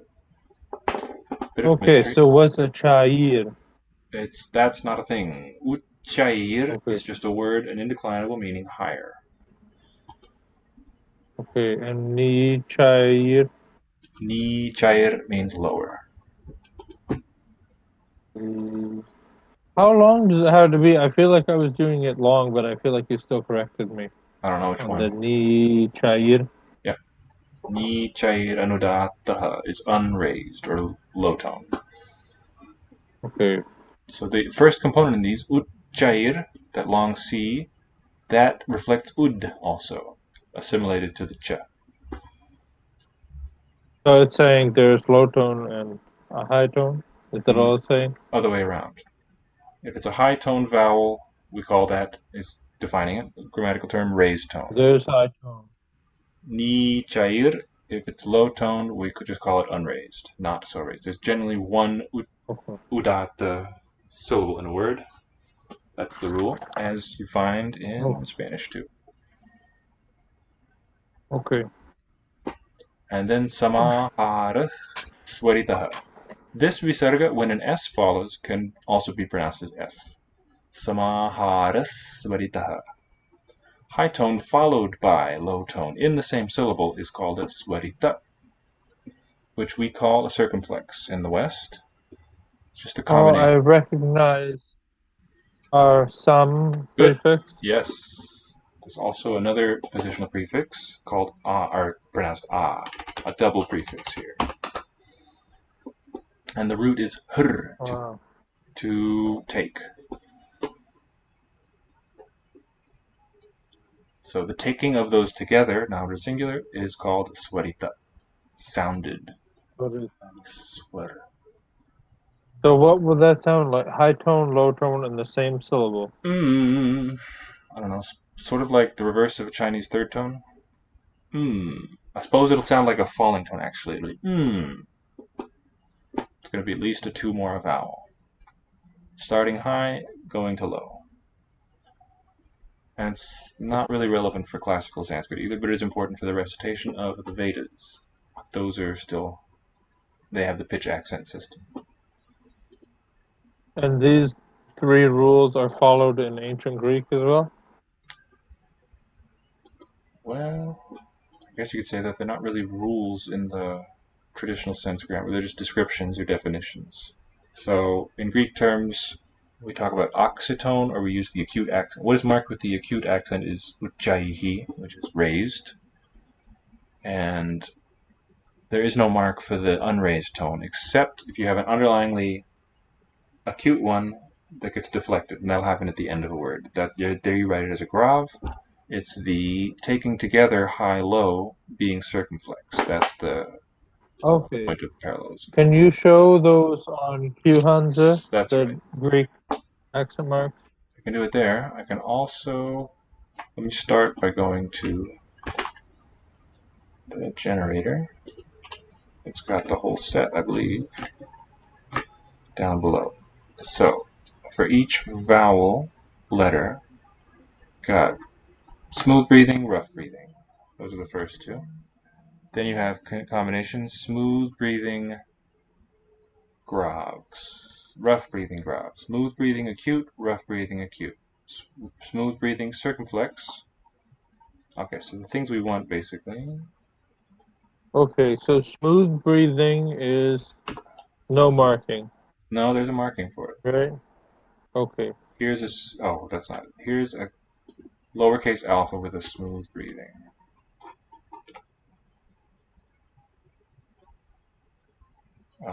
Put it in the chat too, but it's pretty small. It looks like a closed bracket. It's that shape. Okay. So there's a mark. This is a Byzantine thing. It's not part of the classical orthography, the ancient one, I should say.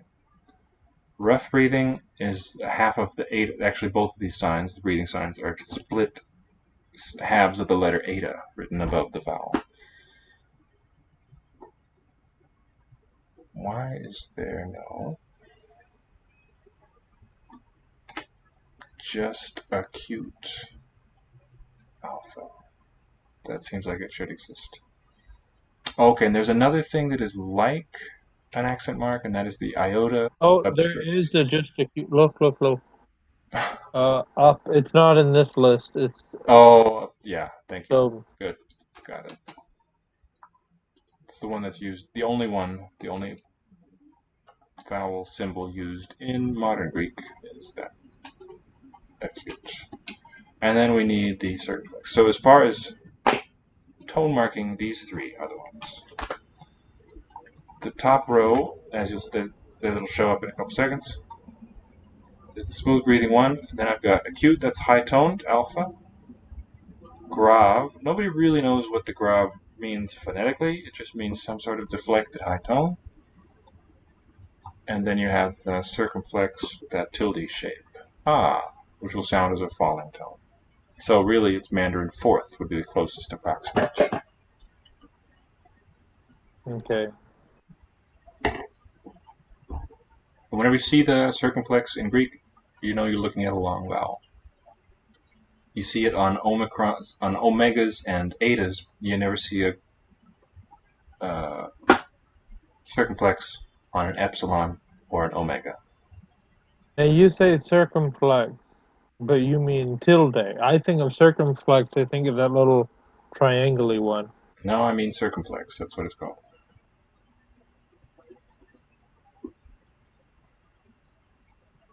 It looks like the tilde that we use for nasalization. It has a few different ways it's written in the tradition, but it's called circumflex. Both the shape, the written mark for it, and the acoustic phenomenon. Okay. So we get and then there's the iota subscript. I'll give us a few samples.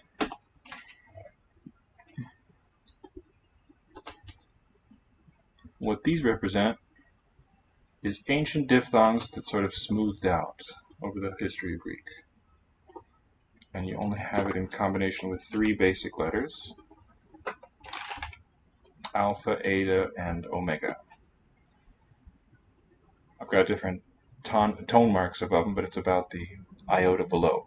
So at one time it was I, A, Oi, long diphthongs. As those leveled out into monophthongs, they remembered that it had been historically a diphthong by writing it below. So you get the best of both worlds that way. You still there? Okay. Yeah. Okay.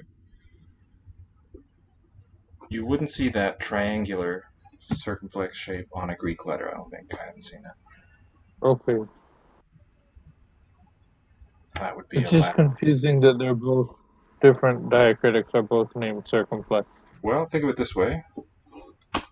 The acute shape is for acute shape is for high, and the grave shape for low. If you stick those together, it gives that caret shape. That just disappeared. That was two punctuation signs. Maybe if I do it this way. These are your components. You just remove the space between them. It's inverted V symbol. And in Greek, they liked smooth flowing lines instead of sharp lines for the lowercase letters. Okay. And the next sutra So it's is... a graphic variation. Greek has one, and then French has the other. One way to think about it. Can you read the one numbered 13? And tell us what it means. Okay. Mukana nasi. Oh, we have this one. Good. Mukana nasika vachano or nasikaha. Got an extra syllable popping in. Mukha, 2 syllables. Nasika. Nasika vachano nun asikaha. Pretty good. Whenever you see the semicolon, that's between components of a dvandva in this person's transliteration. Can you sing it? Mukha sika vachano nuna sikaha. Okay. Happy to chant. I'd be enchanted. Omat she nipata eka janasikaha sanyogaha. Here it is. Mukhanasika vachano nunasikaha antara sanyogaha. Mukhanasika vachano nunasikaha. And what's the meaning? That which is pronounced with the mouth and nose, we call it nasal. Good, exactly right. Anu, basically following or along, following the nose. Anu nasikaha. And the next one is one we've learned already too. These are together in the original.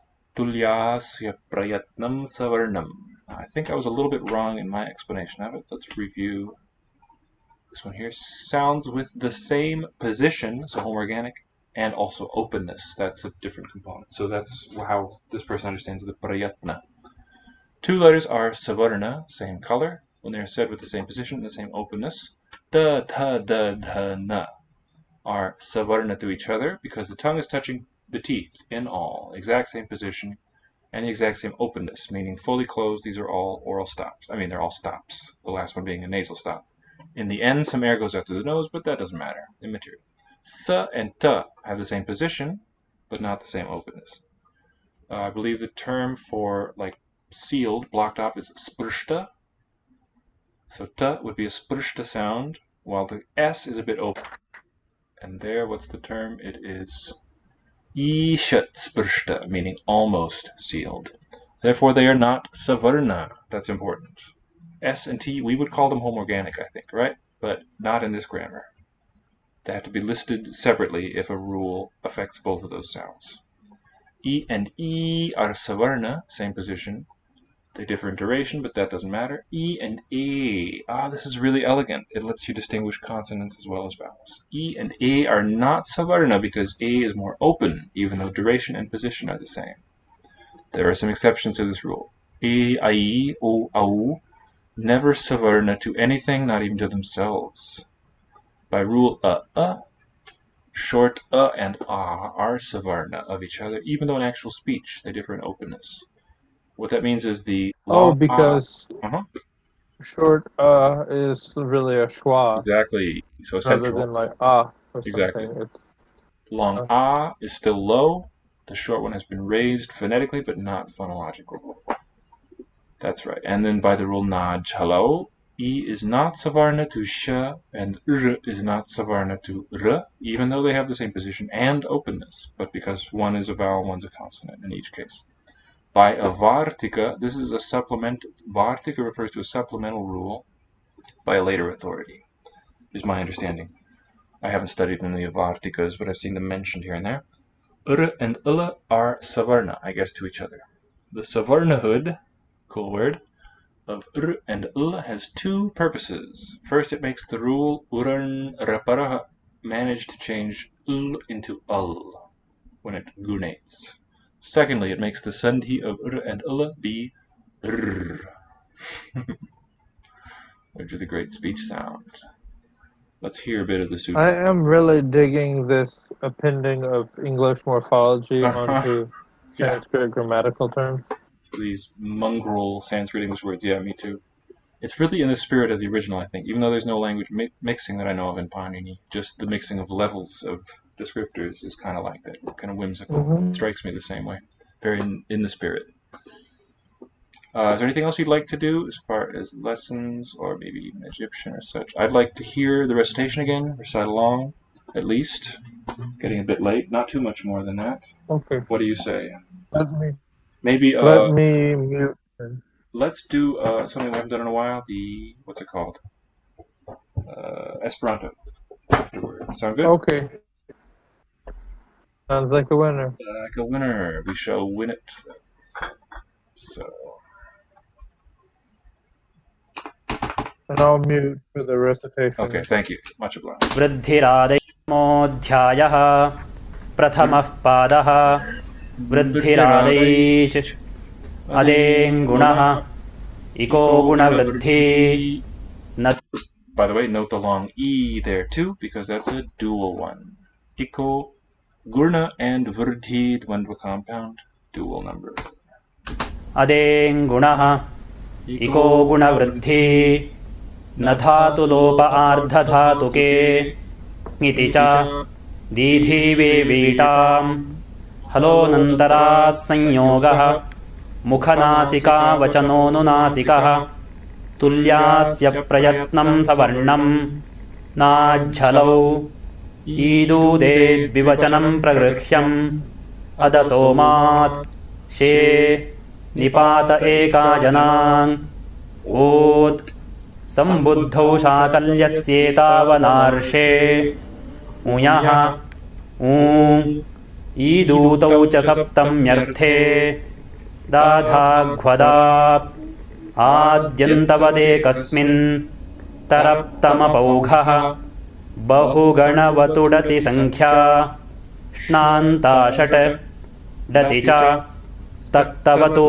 निष्ठा सर्वादीनि सर्वनामानि विभाषादिक्समासे बहुव्रीहौ न बहुव्रीहौ तृतीया समासे द्वन्द्वे च विभाषाजसि प्रथमचरमतयाल्पार्धकतिपयनेमाश्च पूर्वपरावरदक्षिणोत्तरापराधराणि व्यवस्थायामसंज्ञायाम्.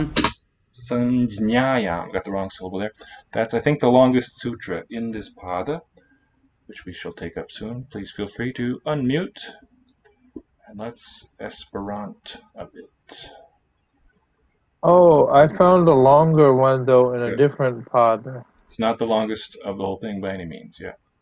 Which? Look at 64157 is the long one. Happy to. Let's take a look. All right, go to new home page, 6.4. There's also an alphabetical index of the sutras, all very helpful. 157.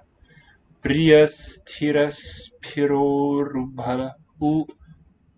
spirorubahu lagu ru vrdhat irprad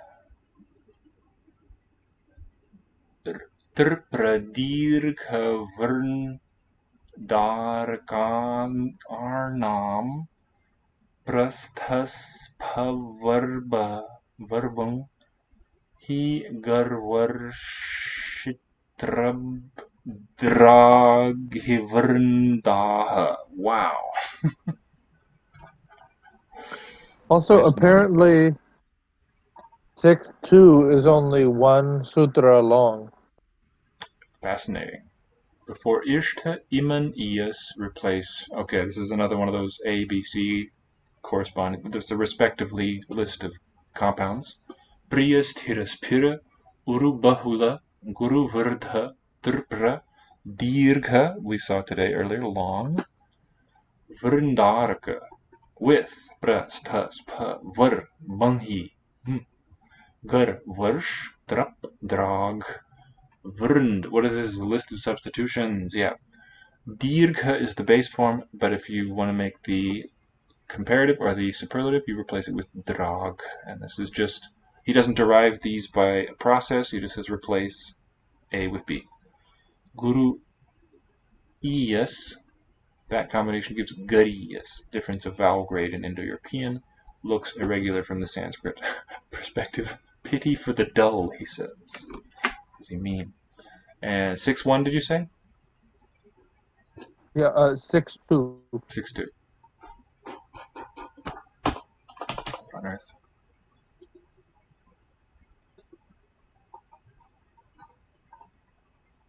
My goodness. Bahuvrihau prakritya purvapadam.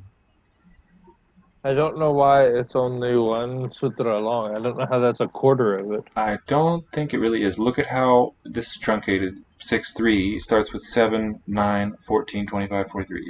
This is an abbreviated, a truncated list for some reason. Not sure why that is. Maybe this reference is incomplete. I think there's more to it.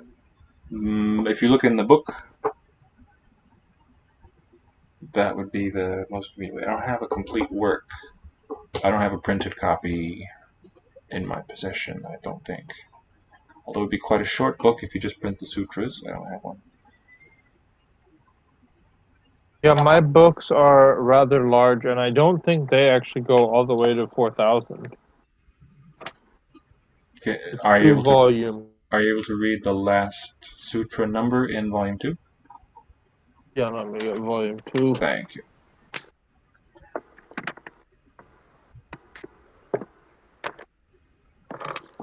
Oh, that's where my Ursula Le Guin translation of the Tao Te Ching was. I was looking for that earlier. Very nice. Glad that came about serendipitously.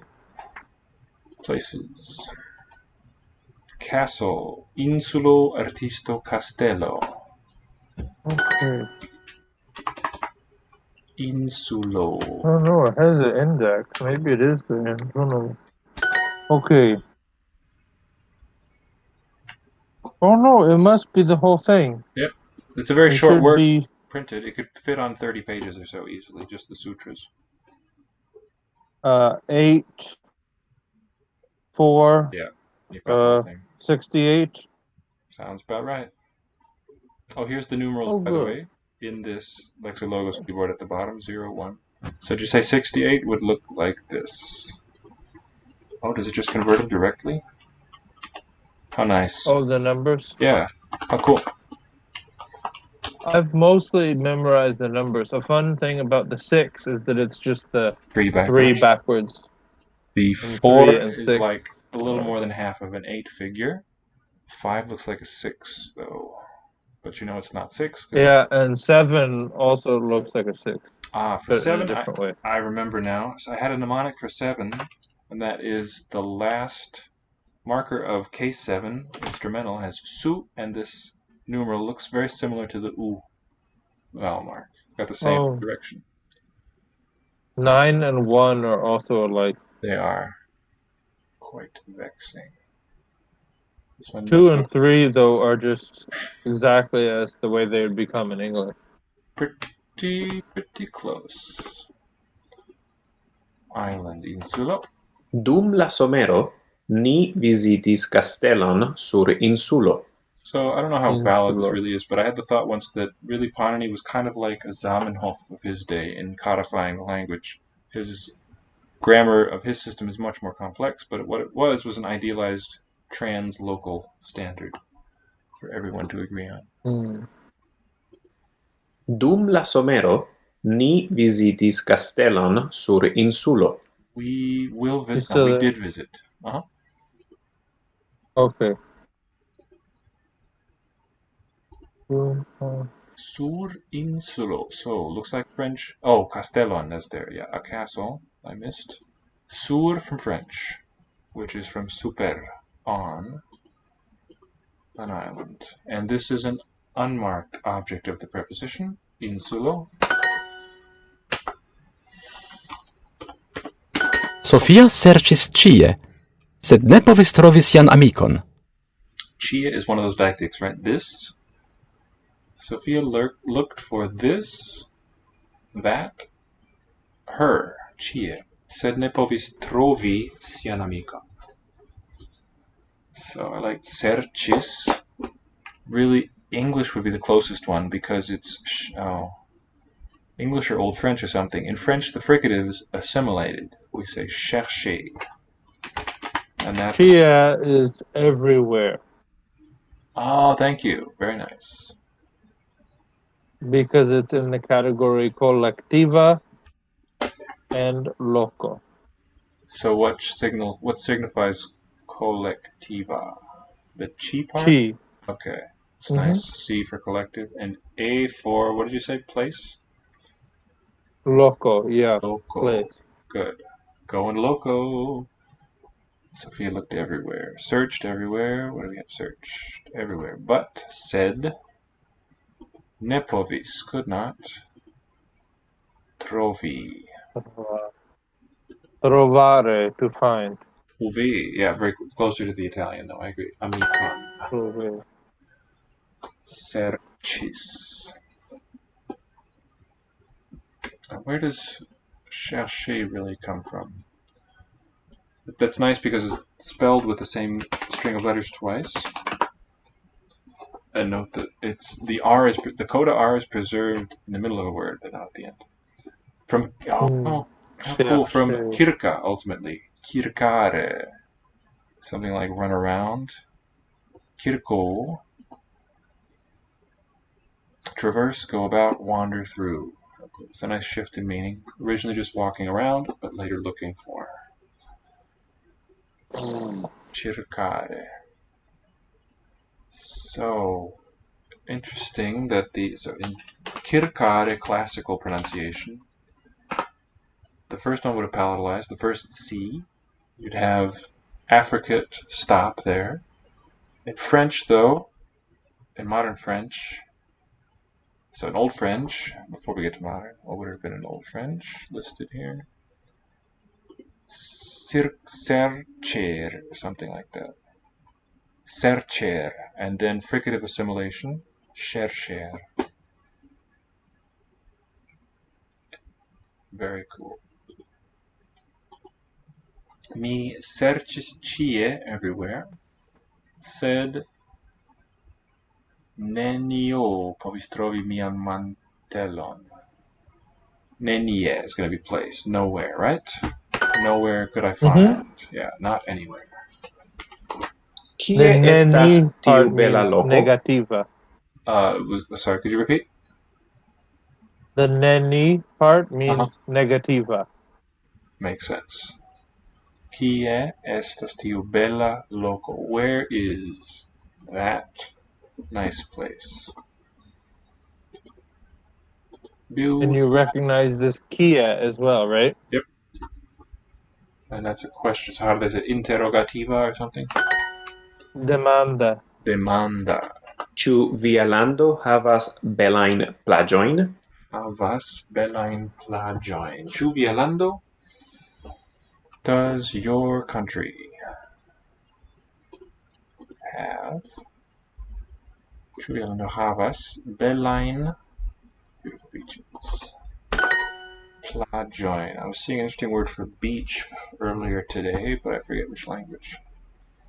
Oh, this is related to the Spanish word for beach, playa. Playa. Where's that come from? I don't know. Playa. Doesn't look terribly Latin, but it could be. Any plagia. Italian spiaggia. Plagia. Greek. Perhaps a conflation of plaga with plagia. Slope, slant, or beach. What's plaga? Not this one, I think. But a noun. Tract region. Flach in German is from this root. Flake also. Flach and flake. I never connected those. Ni trovis loĝejon en bonega loko. In bonega. What's that, Levi? Loco. Ni trovis loĝejon. I didn't find lodging in bonega loco. So some good derivative, right? Could be. Yeah. A great place. We found, we found an apartment, loĝejon, in a great place. Ĉu ni trovos restoracion ie sur tiu ĉi insulo? Ĉu ni, will we find, no trovos restauracion ie. Anywhere? Somewhere? Sur tiu ĉi insulo. Oh. Yes, ia is nedifina. Indefinite. To find any, find Restauration is an interesting choice of suffix. Somewhere on this island, Tiuchi. Infanoj ŝatas ludi ĉe la plaĝo. Ĉe la plaĝo. Infanoj ŝatas ludi ĉe la plaĝo. Looks like from the surrounding words, looks like it should be a preposition. Children like to play. And the TU is montra and persono. And what? It's actually in the persono category. The U. TU is montra and persono. U as in humano. Okay, humano. Children like to play c'è la plaggio, at the beach. Oh, c'è could be inspired by chez. Do you know that nice French preposition where it comes from? I don't strictly know the etymology, but I assume it's related to Spanish casa. Casa, yeah, at the house of. And Swedish has something with the same meaning, also the noun house, prepositionalized, grammaticalized. Ni vidis kastelojn ĉie sur la plaĝo. Ni vidis, we saw, castelloin, plural object, ĉie. That's indefinite, right? Some castles? Ĉie. Castles everywhere? Is collectiva everywhere. place. Castles everywhere, sur la plaĝo. How nice. Australio estas grandega insulo. Would you like me to send you the tabello de correlativoj now? No, thank you for the offer, but I'll try to have it in my brain. Okay. Australio estas grandega insulo. So here, grandega. Oh, what was it? Bonego? We saw. I think this is an egg suffix, although it's hard to pin a meaning to it. Australio. Very large. Maybe augmentative? Yeah, not bad. Not a bad label for it. Dum somero ni vizitis kastelon sur insulo. Dum, it's like a Latin word, although I think that one was a subjunction. Dum somero, during the summer. We. Augmentative and diminutive for the large and small ones. It's like an augmented and diminished chord in music. Very much. The root of the diminished is the minu, small as in minus. What's the di at the front? Probably dis. Okay. We have the word dismember. That's a good question, actually. I'm gonna look that up. To dis minus it. But that carries negation, so dis minus would mean to add. It could be from de also. Diminuo. Dwiz is what it is, the to root, I think, if this is correct. But it does say equivalent to disminuo, so historically, with voicing of the S happening.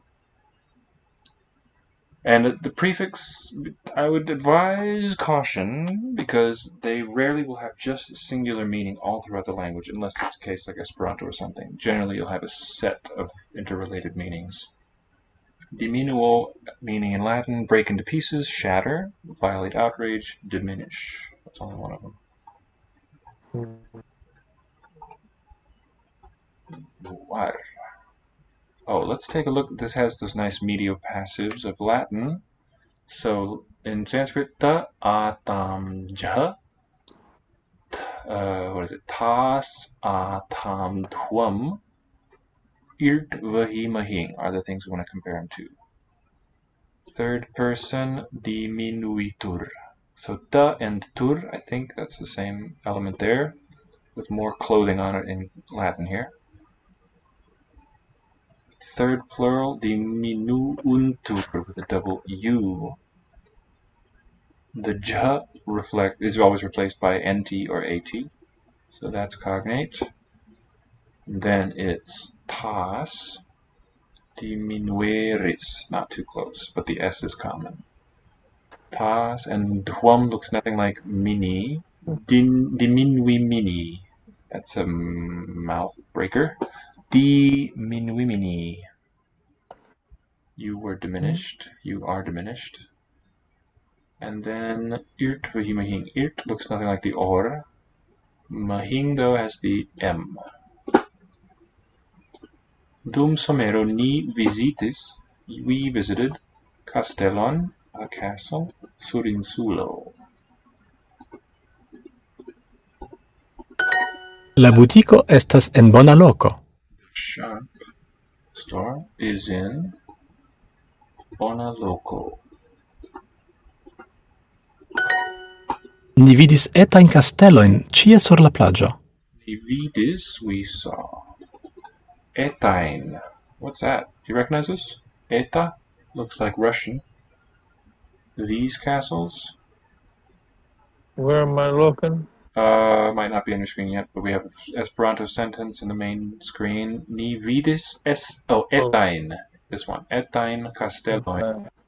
Ĉie sur la plaĝo. Is it little? We see.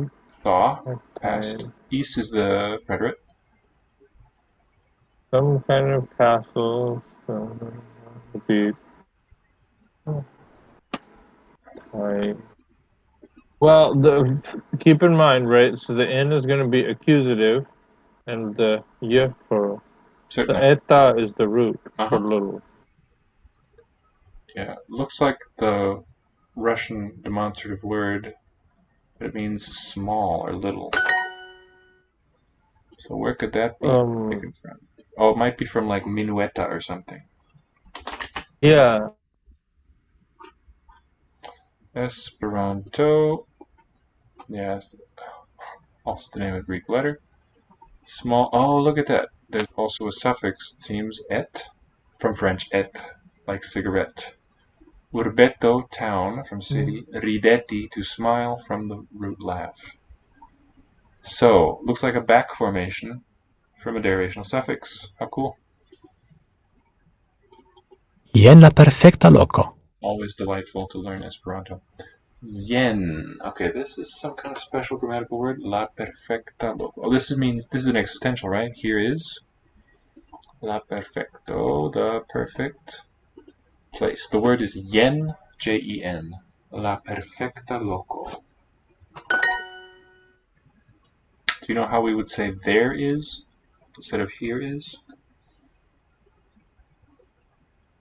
You there? La cielo estas blua, la suno brilas, kaj Here nenie estas nuboj.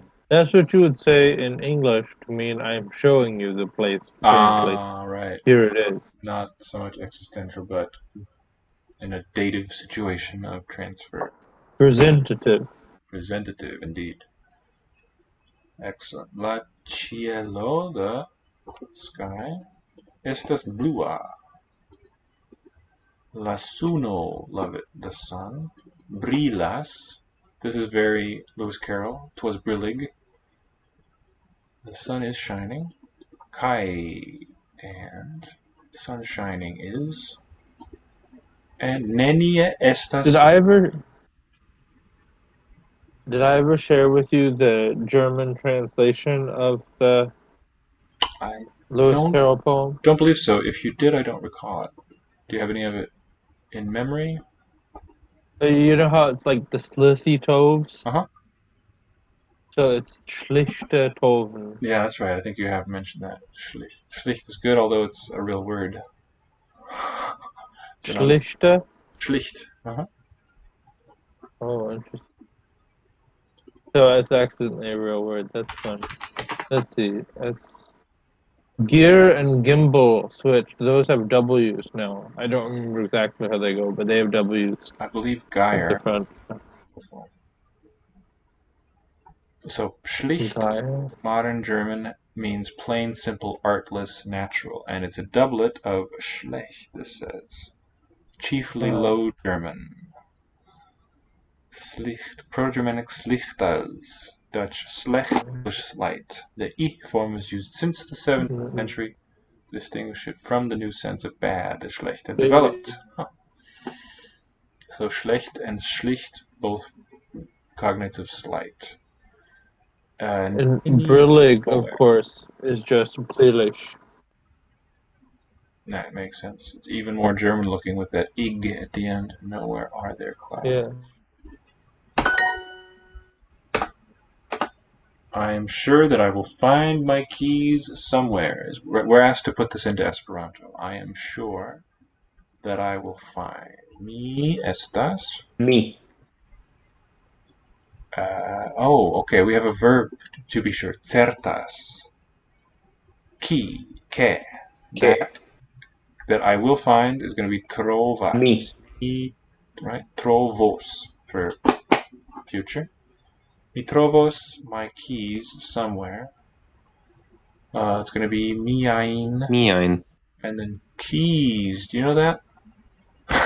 Oh, what a delightful word. I found it. Schlossilon. Schlossilon. Yeah. Nenie. What can that mean? That's keys. It sounds neither like Schlüssel. Yep. I think you got it. Somewhere was either ie or chie. I think ie, right? Somewhere. Let's look at the tabello de correlativo. Kie would mean where. Ie. Ie is nedifina, so somewhere. Yeah. Is it defino or defino? Nedifina.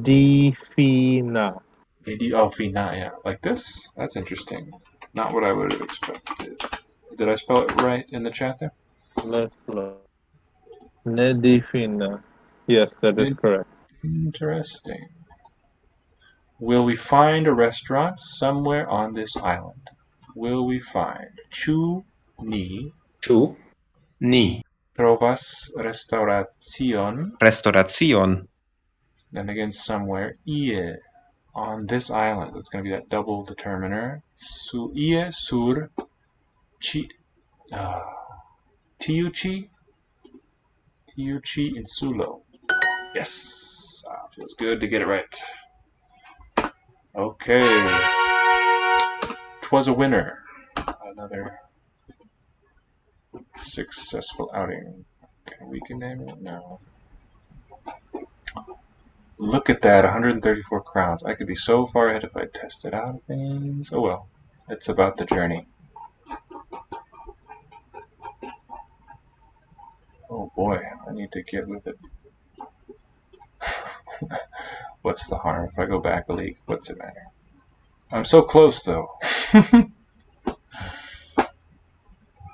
Okay, how are we doing on time? 2:12. Alright. So see you tomorrow then? Okay. Should we do some of the... No, I was going to ask if we should do some of the Greek Rosetta Stone, but we did quite a long stretch. We can really devote ourselves to Egyptian. So let's do some more of that tomorrow. Okay. Plan for that. And see you then. Bye-bye. Bye-bye.